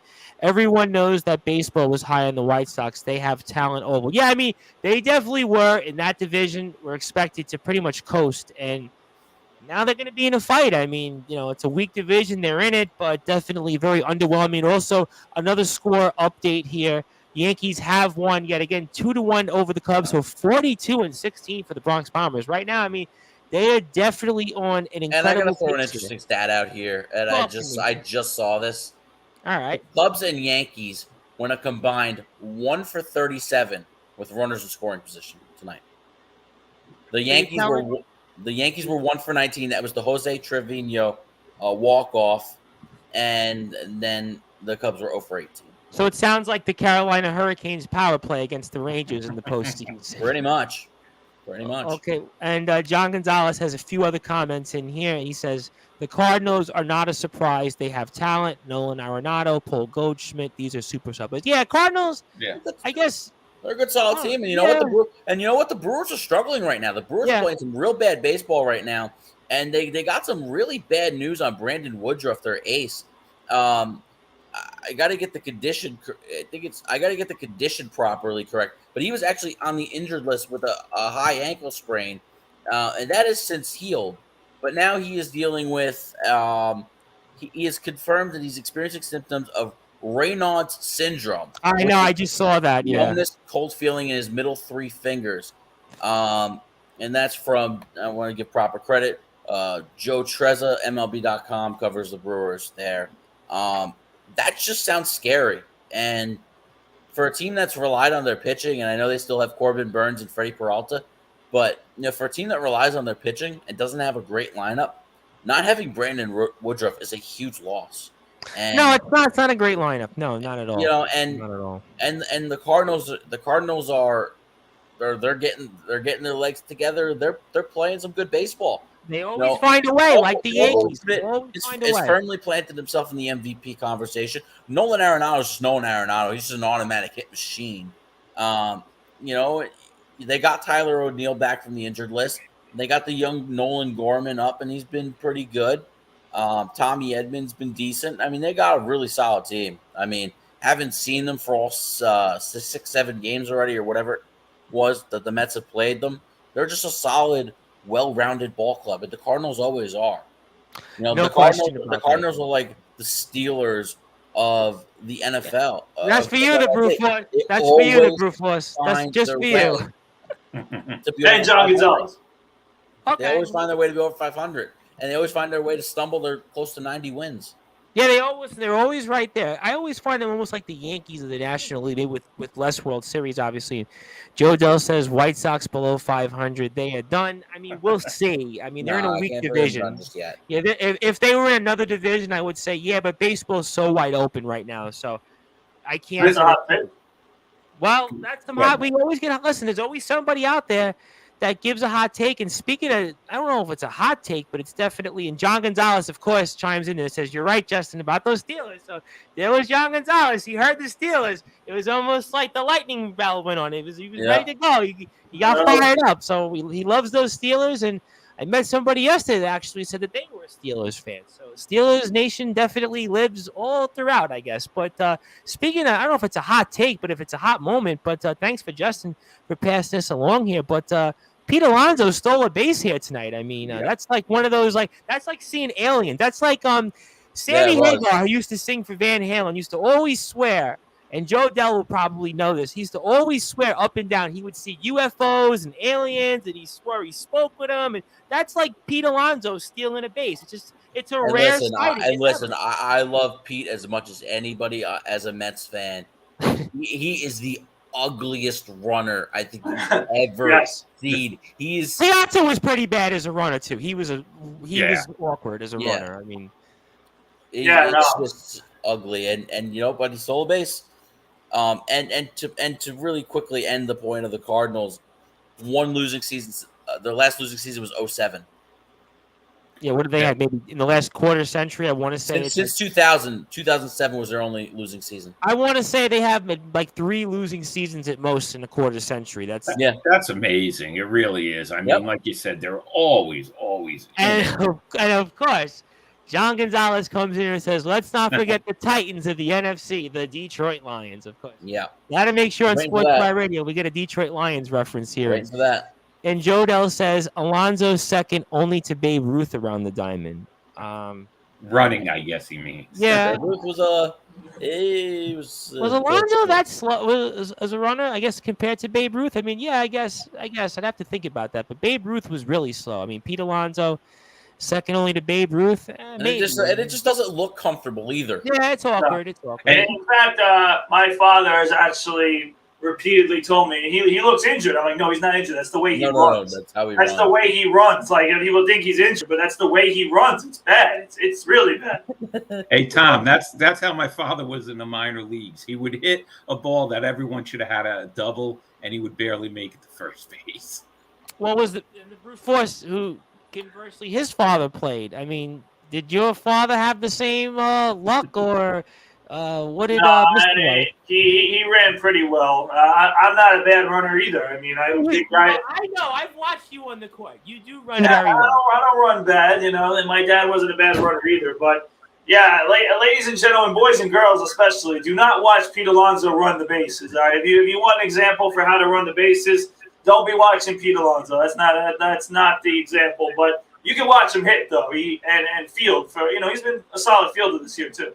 No, listen, Pete Alonso, and that's the one thing I will say about Pete Alonso that maybe has impressed me most. Yes, he's got the 16 home runs, the 54 RBIs, but it seems like he's made a concerted effort almost to really improve defensively. I mean, I think that impresses me maybe more so than anything else when it comes to Pete Alonso because he's actually all-around game. He's really tried to He's got an incredible work ethic, too. And you even see it at the plate, too. One of the things, even though he's been all year just producing for this team, and there's never been anything to complain about, one thing he's had his issues with is chasing the slider down and away, and he's done better at that. He's done a lot better at that. I'll tell you one. Yeah, that's a great point because last year you always felt like even though Alonso had the numbers, you always felt like in a big spot he wouldn't come through. This year, I will say he's a lot more clutch in big spots. The team as a whole is, and John Gonzalez says the Brute ran a 4.0 at the NFL Combine. I mean, actually, I'm gonna make you chuckle. The Brute Force. Did they have combines combines when you were playing it? Well, maybe you run hopefully faster than that. But I mean, when it comes to the NFL Combines, did you have combines before camp at SJC where they tracked your speed or measured it or whatever they might want to call it? No, we didn't have that. I know Coach McSloy has put in though a system where you have to run a certain amount. Well, good thing they did it after you left. Good thing they did it after you. I know. I listen. I had my experiences in my running, and some of these drills that we did were just Coach Span. Was the worst? Actually, I'm going to throw it out there. What was the worst? I remember as a kid playing CYO basketball, you had to run with the medicine ball. Anybody up? Yes, we did that. Ball? That was the worst. That was the medicine worst. Ball with the stairs is like the worst thing ever. I didn't do the stairs, but what I did was you'd have one person, you'd have to run from the entrance of the gym down to the end of the gym, and they would go, "Okay, here's the medicine ball. Here you go," and you'd have to run backward. Yeah, that was just a nightmare, and but that's why I'm here, not there on the court. So those are some things here. And, of course, another update for us here for some scores, MLB scores, as we round up here. I want to get a thought on the NBA Finals before we get into closing thoughts. Some more MLB scores of note. Marlins 7-4 now over the Astros, bottom of the 8th. End of the 5th, Mets Angels still 4-2. 2-0 now Red Sox.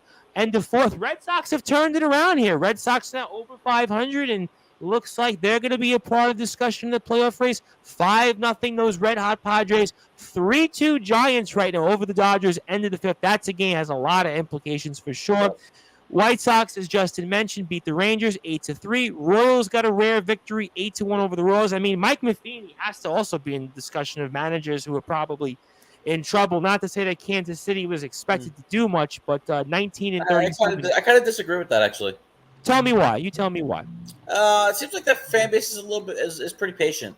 Well, they won a World Series recently, so maybe they can wait another You know what? But 10 you years. know what? That was the 6th year of Ned Yost as manager of the Royals, and before 2014, when they got to the World Series, lost to the Giants, they really hadn't had much success. So No, a generation, no after success. the first 4 years, you could have easily said, "Well, Ned Yost is not the right guy for this team." So, you get to the World Series, and then so he lasts 9 seasons, and now I believe it was right to Matheny. So this is now his 4th season.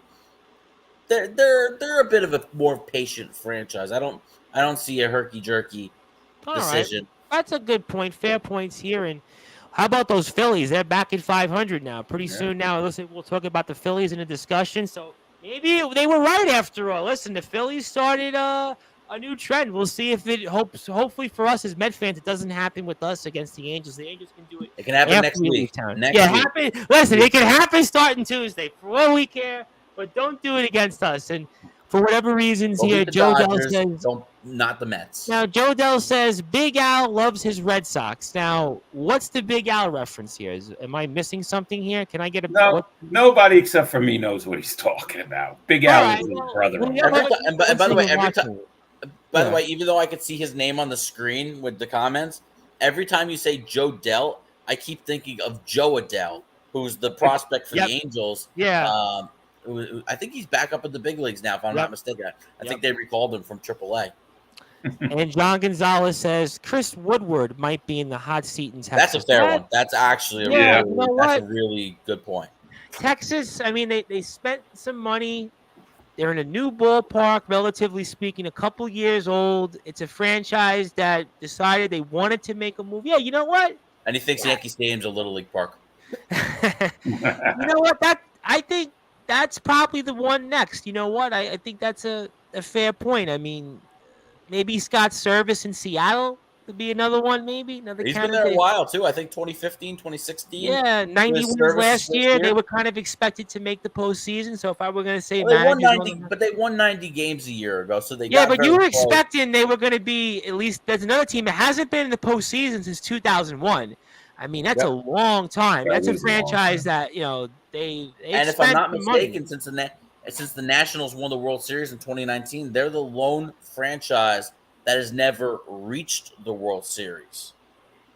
Yes. They're one of I think 6 teams to have never won, but the other teams have at least reached the World Series.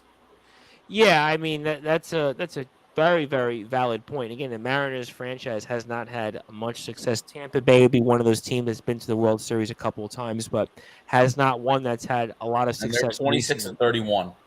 Yeah, I don't know. I mean, that to me screams like somebody that maybe not now because, like you said, they're patient, but certainly after the season, if they finish 75 and 87, he's been there a while.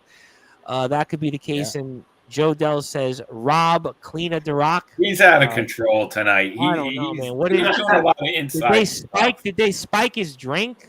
They must have. He's doing a lot of inside stuff. Was the drink spiked? All right, well, we're on live radio, Joe. I mean, if I don't know the reference, I can't really comment on it. But what I did want to touch upon for a few minutes before I get into closing thoughts from the guys here, as we got a little more while here on Sportswire Radio, and I want to segue to the weekend, but I did want to touch upon the NBA Finals and spend a few minutes on that and get Justin and Brad's perspective now that we know the dust is settled and it's 2-2 going into Golden State Monday night. I mean, the brute force, has this pendulum swung now where Golden State, because they're back here at home in the driver's seat, they're in a position where, I mean, you can't get any of a better hand considering where they were after Game 1 and even after Game 3's performance. I mean, has the pendulum swung that much in favor of Golden State, you think, after tonight's win, especially in the fourth quarter? I do think that it's ticked closer to Golden State, but I still think it's a toss-up going into these 3 games. Now, what I will say is this. This was an absolutely humongous win for the Golden State Warriors. Obviously, they had to win it. They were down 2-1. If they went down 3-1 going into the final 3 games, I thought the series was basically over. They had to win this game. And again, we came into this game after Steph Curry had gotten hurt in Game 3 because he got his leg rolled up on his foot that he had an injury on earlier in the season. And he comes out and plays, and he just didn't play. He was absolutely amazing. 43 points tonight for the Warriors. Basically carried them when they needed a shot. He was making them. He was making the Celtics pay over and over again. And listen, this isn't a game in which Klay Thompson, just looking at the box score, wasn't that great. Draymond Green was still not really. Poole wasn't memorable tonight either.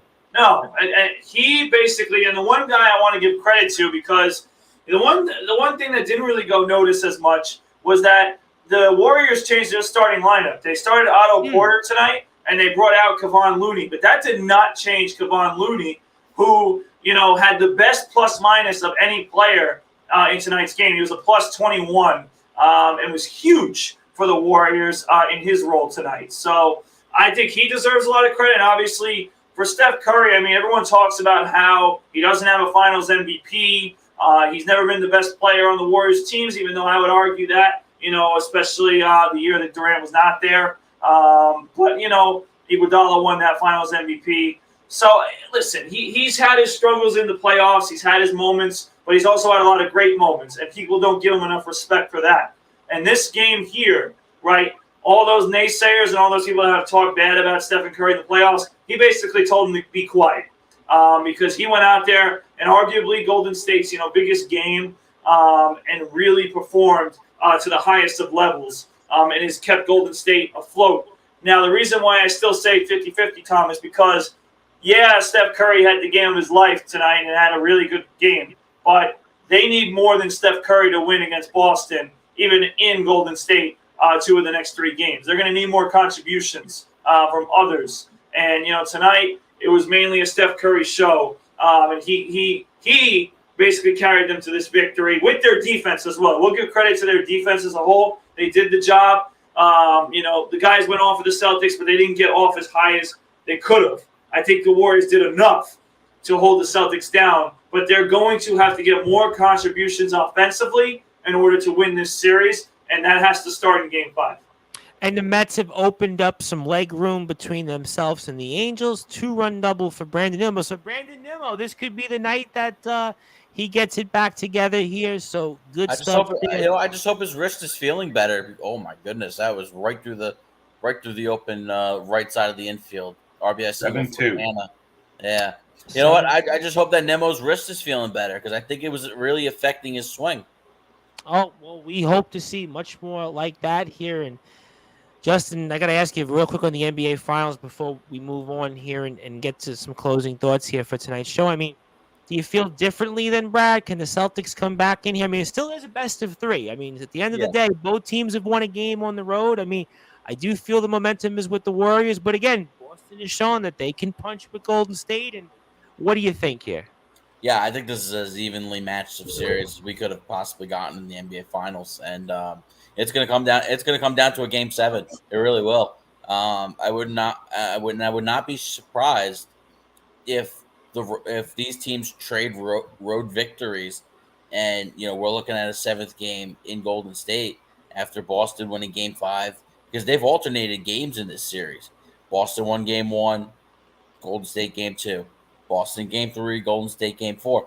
So now, but now we're entering this best of 3, and it begs the question of if Golden State can avoid the disastrous fourth quarters because what was it, 11 points the other night and like 13 or 14 points in Game 1. They've had 16 points in Game 1. 16 points, yeah, but it was like 40-16 or something like that. 40-16. Yep, 40-16. And it's just like one quarter is making a difference, and I could see this going either way. Honestly, I don't think either team has any real kind of advantage at this point. All right. Well, I think 7th game, anything you always like in sports. Absolutely. NBA Finals, whether it's Stanley Cup, whether it's I know we need this because it's been a really bad NBA postseason. Yeah, the NBA playoffs. I know we've had some contested series where it was like 6th, 7th game. Dallas and Phoenix was a good series. It was, but it wasn't because it went 7 games. Yeah, Yes, but they weren't contested games. right. The But seventh like, game for especially. like game 1, Phoenix wins by 30. Game Yeah. 2, Dallas wins by 25. I mean, we were getting that all over. Dallas and Utah was a good series. That was a good series. Yeah, that was a pretty good series. That was a good We've gotten series. so many blowouts that it's made it for a bad postseason.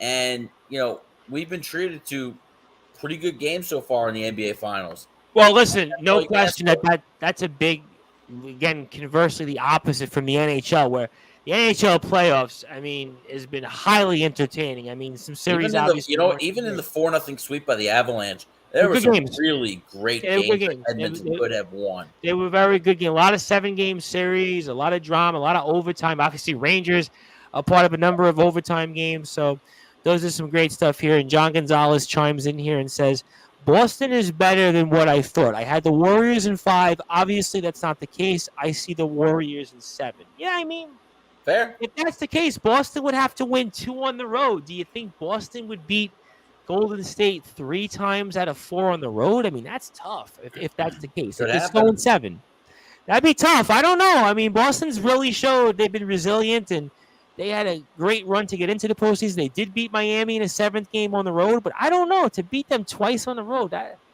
that's tough. If Curry played the way he It's did. tough, but the Celtics are built for it.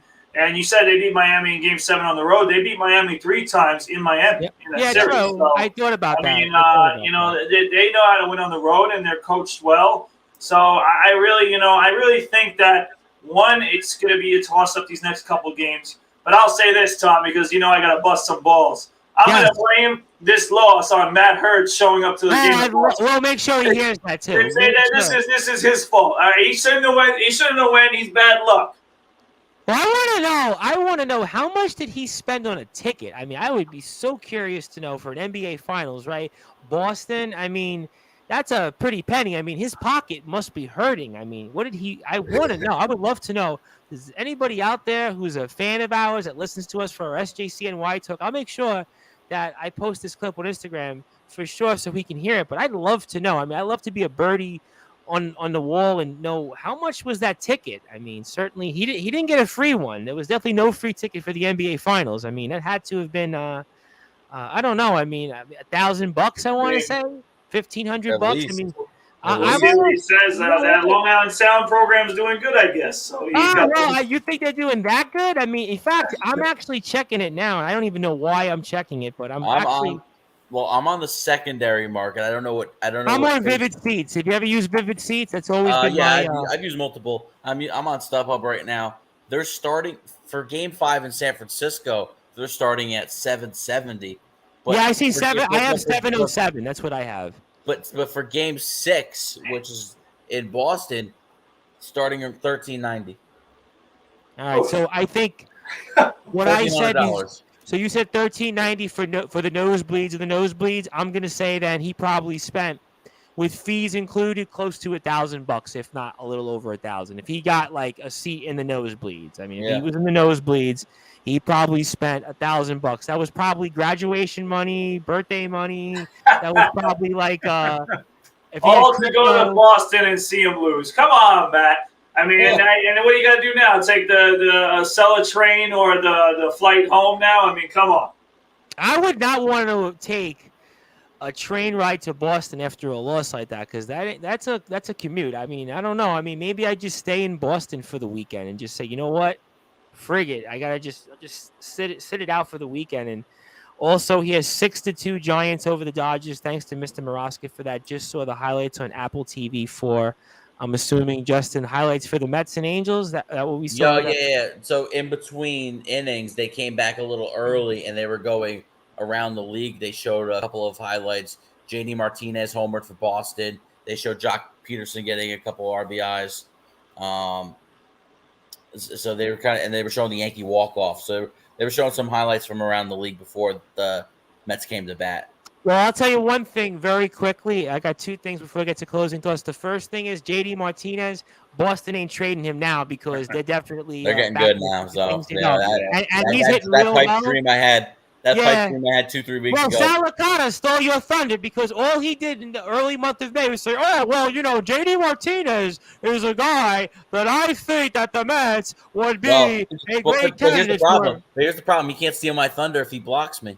Well, and also for your delight, one of his most recent tweets that he was complaining about, he said, "Typical New York Ranger, right? Fan, those refs suck." That's what one of his last tweets was. I was Those listening refs to suck. him this morning. He was. I'm not gonna say it.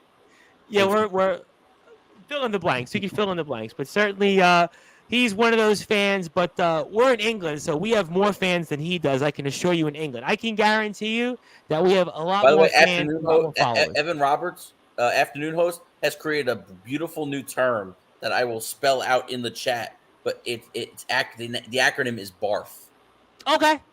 So certainly that's a very, very respectable thought there. So those are some great things here, and obviously, yeah, I see it here. I can fill in the blanks. Obviously, if you can figure it out on your own, if you're on Tobacco Road Sports Radio or Northeast Imagination. Streaming Sports Channel, you can think about it. As I always tell the story for everybody that's tuned in here before we get to closing thoughts. And we had the wrestler, the Cumbrian outlaw Rick Marcus, and the first thing he does is he blurts out the fill in the blanks bomb. And the first one I didn't catch, the second one I did, and I said, "I'm gonna have to cut you if you keep going." Then the second time he said, "Oh," but then I caught it the second time. So obviously, those are some things here. But we've had a great time here on Sportswire Radio, and obviously, thank you for everybody that's tuned in here throughout all of our platforms, also YouTube, LinkedIn, Twitter, Northeast Streaming Sports Channel, all the different dials on Facebook. I got a lot of different messages from people that have been enjoying these shows over the past several weeks. So thank you, everybody, for your support. So let's get to some closing thoughts here. Obviously, it's past midnight here in New York, and it's now 5 o'clock in the UK. So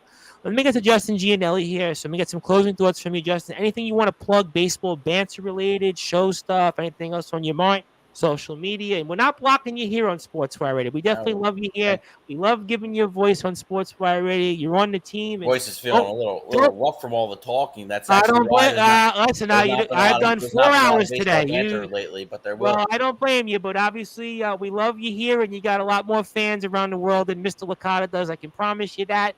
But let's give you the floor. Anything else you want to plug? And I can't thank you enough, and the floor is yours.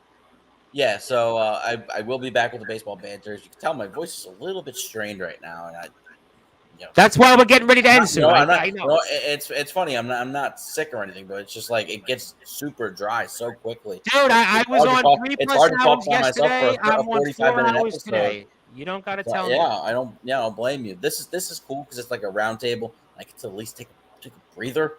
But so I'll get one on. I'll probably record on Sunday. Maybe probably during Mets Angels during the Sunday night game. I'll share more of my thoughts on Noah Syndergaard and everything.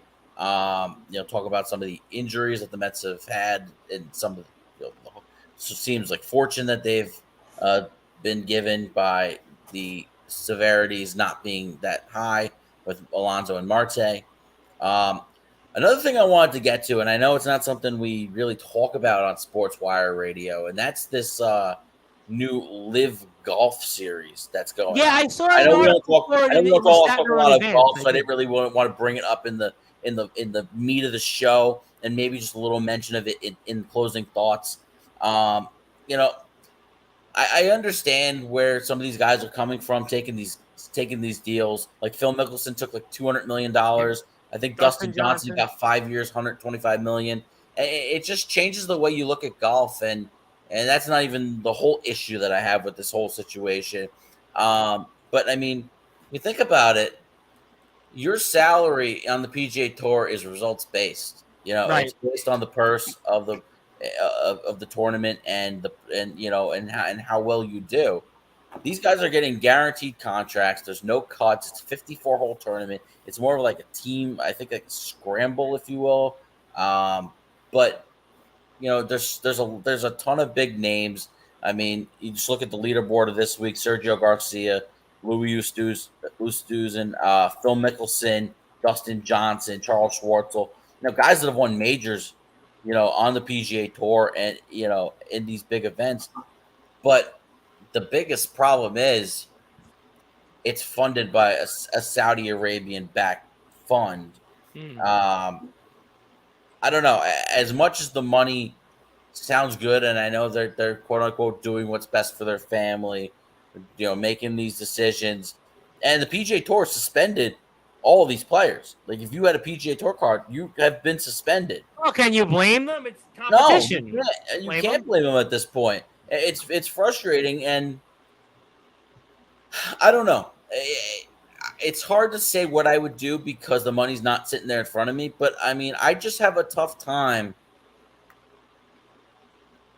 getting money from a fund that is from a country that tried destroying us.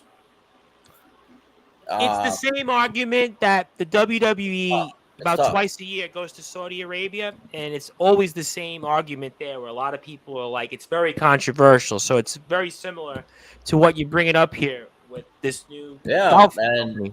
I think that's one of my I think that's one of my biggest gripes with it. And then but I don't know if there's going to be any coexisting between the PGA Tour and this Live Golf Tour going forward, but it's going to be something. It's something I'm keeping my eye on, honestly.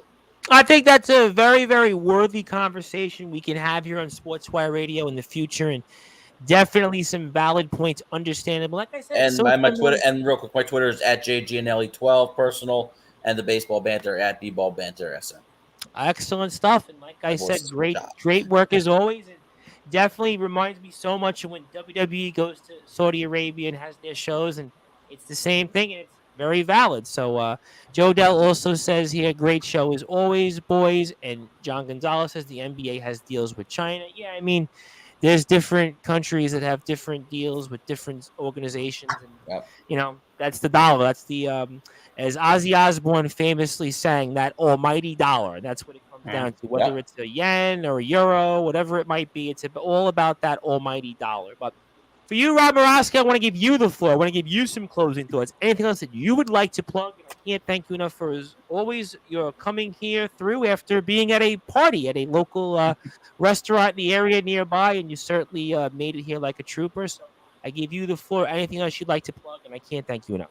Yeah, it wasn't really a party. It was a dinner for about an hour, and it was good to finally get out for a little while. But I just wanted to say that Tiger Woods turned down $1 billion for that Live tournament, Okay. So I got to give him credit. He turned down $1 billion. Well, Tiger Woods is probably worth like $1 billion, right? I mean, yeah, but still, that's they actually just announced that he just became a billionaire, and I don't think he was offered $1 billion.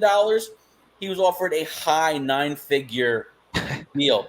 He was probably offered at least $500 million. Whatever it was, he turned it down. And real quick, I just wanted to say, me and Justin were talking about this the other night on the chat with the Mets, and I think we could get into this more next week, maybe. But the Mets, probably if we want to an NHL, depending on the Rangers, if they're Mets alive, getting hit by pitches. I mean, Justin said, what do they have, magnets on their back? And it's been ridiculous, man. It's just it's almost every game. They're getting plunked. So, we could check that out maybe. That's like the ghost of Ron Hunt, right? Remember, was it Ron Swoboda or Ron Hunt that got hit the most times in MLB history? Yes. Anyway, you could get me on Twitter @RMoroska and Facebook @Rob Moroska. All right, excellent stuff. Yeah, we'll definitely get into that. Definitely, that's a good topic. I think as the other sports come to a close, especially the NBA and the NHL, we'll be spending a lot of time on baseball, I have a feeling. So certainly that'll be a good topic. And certainly we didn't save the best for last, but we definitely saved the biggest for last. As always, I'm expecting some big comments in here with the Brute Force Brad Weiss. I'm very, very curious about how that game went with some friends of the show that we've spoken about here quite a bit in the past from our beloved Golden Eagles. Also, some future games that might be in the works and some Brew Crew. Also, Kelly Dempsey mentioned it too, I'm sure, from the Brew Force. So I turn it over to you. You know the drill, and fire away. Yeah, guys, thank you for another great week of Friday Night Live. Thank you, Tom, as always. Justin, Rob Moroska, another great week here. Certainly is awesome. So thank you to you guys as always. If you guys want to follow me, obviously I'm on social media. You can follow me on Instagram @BWeiss20, searching Brad Weiss20 on Twitter, and Facebook searching Bradley Weiss. with all that being said, ladies and gentlemen, as Tom was referring to, it's definitely been an eventful week for myself. Last night, we played the Golden Eagles, my former school, in a men's league game. I was playing for Level Up, which you can obviously follow on Instagram and all social media at levelup_LI, our great AAU organization here on Long Island. We have a men's league team that's the 2-time reigning champions and undefeated. Now, the Golden Eagles posed a threat for us because we thought that they were going to definitely come out and, they're the young guns and we're kind of the older guys. And, we came out a little bit slow. They came out a little bit hot. They featured a couple of guys. They have 2 teams in the tournament. The first one that was in the league was featured Spencer Malloy. Obviously, their leading scorer. Big Spence. Skyline Rookie of the Year. Who didn't play too much, but he definitely is a great player as well. Mark Roberts, who looks a lot better. He's been in the weight room. Great ping pong player, by the way. Great ping pong player. Yes. Well, I don't want to really. I didn't want to talk to him about ping pong yesterday. Right? He did make one nice move on me. I'll give him credit. He took a spin move and made a layup. He had a nice move. He's definitely gotten better and taller. So, and then a few other guys, some new guys, including A.K. Abusab, is one of their new recruits. His brother plays for Syosset High School, who I know very well. So with Level Up. So they had a few other recruits there that I'm still getting to learn their names and what they're about. But they had a good team. But ultimately, our team is just playing absolutely lights out, our Level Up team, as our program director, Jesse Winter, had another great game. Trevor Stark, Darren Davey, Jarrell Harris. Myself, I contributed 11 points. Hit a 3-pointer from the corner. You hit a 3-pointer? I hit a 3-pointer. Yep, I hit a 3-pointer and missed 2. That's okay. And I had a few layups to go with that. So all the guys, Hutch, Big Hutch, Brian Hutchinson, Nico, a guy who's from Baldwin and coached in Baldwin that I'm not fond of, but I love Nico. He's a great coach. So the rest of the team as well. We went out and we beat the Golden Eagles by 20. And we are going to be facing Matt Hurd in a few weeks with Ryan McNeely, Nick Nemekis. That team will be our opponent. It sounds like a tougher matchup a little bit. Nick Nemekis, who's going to have a lot to play for because of Plainview. Ryan McNeely and Matt Hurd, who's going to have a lot to play for. Rashad Lawson as well. Yep. Rashad Lawson. Always like Rashad's one of my guys, so Rashad's going to have a lot to play for here for sure. So they got a good team, so we'll definitely see them in a few weeks. But speaking of teams, this Wednesday we're going to debut a new team which features myself, Coach McSloy, and Billy Heenan on the same men's league team, playing with some St. Joe's alumni. And our team name is Go Joes. So we're excited to get to the Northport courts and play starting on Wednesday. It's going to be kind of like an interesting fairy tale when it comes to, myself as a former player at St. Joe's, well as Billy Heenan, but myself having been injured when Coach McSloy was coaching me, and now getting to finally play with him, not for him, but so with him. What do you call him now? Coach? You call him Mike? I mean, how does that? I mean, it's kind of interesting. I still want to call him Coach, but at the same time, we're both coaches. He's not really an elder of yours also, to be fair. I mean, he's not like 50 or 60. No, he's not that old at all. So it's going to be interesting, but just to get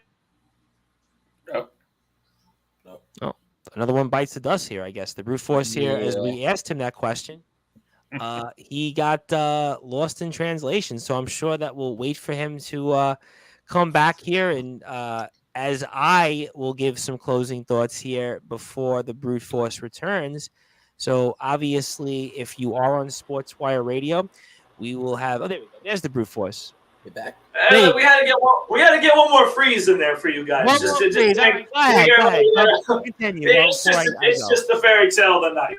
But I'm excited, and I thank Coach Heenan and Coach McSloy for having me on the team as well. It's a major honor for myself. Can't wait, and definitely talk about it next week on the Sports Report. Staying here on Long Island as well, we had a tough weekend with the LI Brew Crew. We're definitely treading water. We definitely probably need John Gonzalez to manage the team. Or somebody, because, right now we're just not hitting the ball in the screws. But I think this week we have a good chance to bounce back over at Montauk Park. So we're ready to get back on the field this Sunday. Hopefully, Fitz was not there last week. He always brings the energy. So hopefully his energy this week will propel the Brew Crew in the right direction. So all those things Jeez. Oh boy, you're really limping to the finish line here. The old expression of Brute Force, you're limping to the finish line. I mean, I'll try to help you out here for these last. Carry him off the field. Things are exciting. There's many more things down at this given moment. You're limping here, the Brute Force. I mean, you're almost like Willie Mays at the end of his career with the Mets, where he kind of got caught in the World Series, and you're limping here. Or like Albert Pujols right now as a Cardinal. I mean, you're unfortunately limping here to the finish line, but we have you here, the Brute Force. We're gonna try to get you through here to the finish line here. It's you're definitely limping Oh here. boy, it's really just something with this. But I just wanted to quickly do what I should do, which is give a credit to two people who are doing great work: Kelly Dempsey and Joseph Gotra. Kelly, Joe Gotra, good. Two people that deserve major credit. Kelly with making waves in women's basketball, doing a tremendous job. And Joe doing a great job with Up Next for covering Division III athletes amongst other athletes that now he's expanding to. He's doing a great job. So both of those organizations deserve a follow. You can follow them both on Instagram.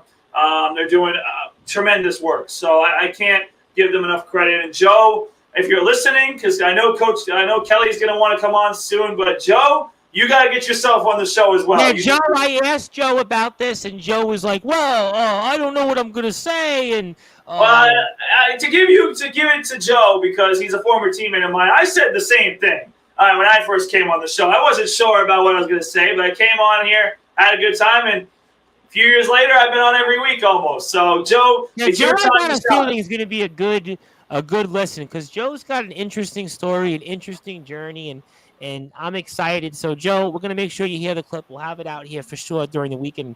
Kelly Dempsey, of course, I was in touch with Kelly also because of Making Waves, because she is going to be partnering with somebody that is no stranger to Sportswire Radio. That is, of course, Anthony Alfaro, the head coach for our Five-Town Sound women's basketball team. And what a pairing that is. You want to talk about characters, Anthony Alfaro is definitely one of those characters with Kelly Dempsey. But Coach Alfaro is a good man.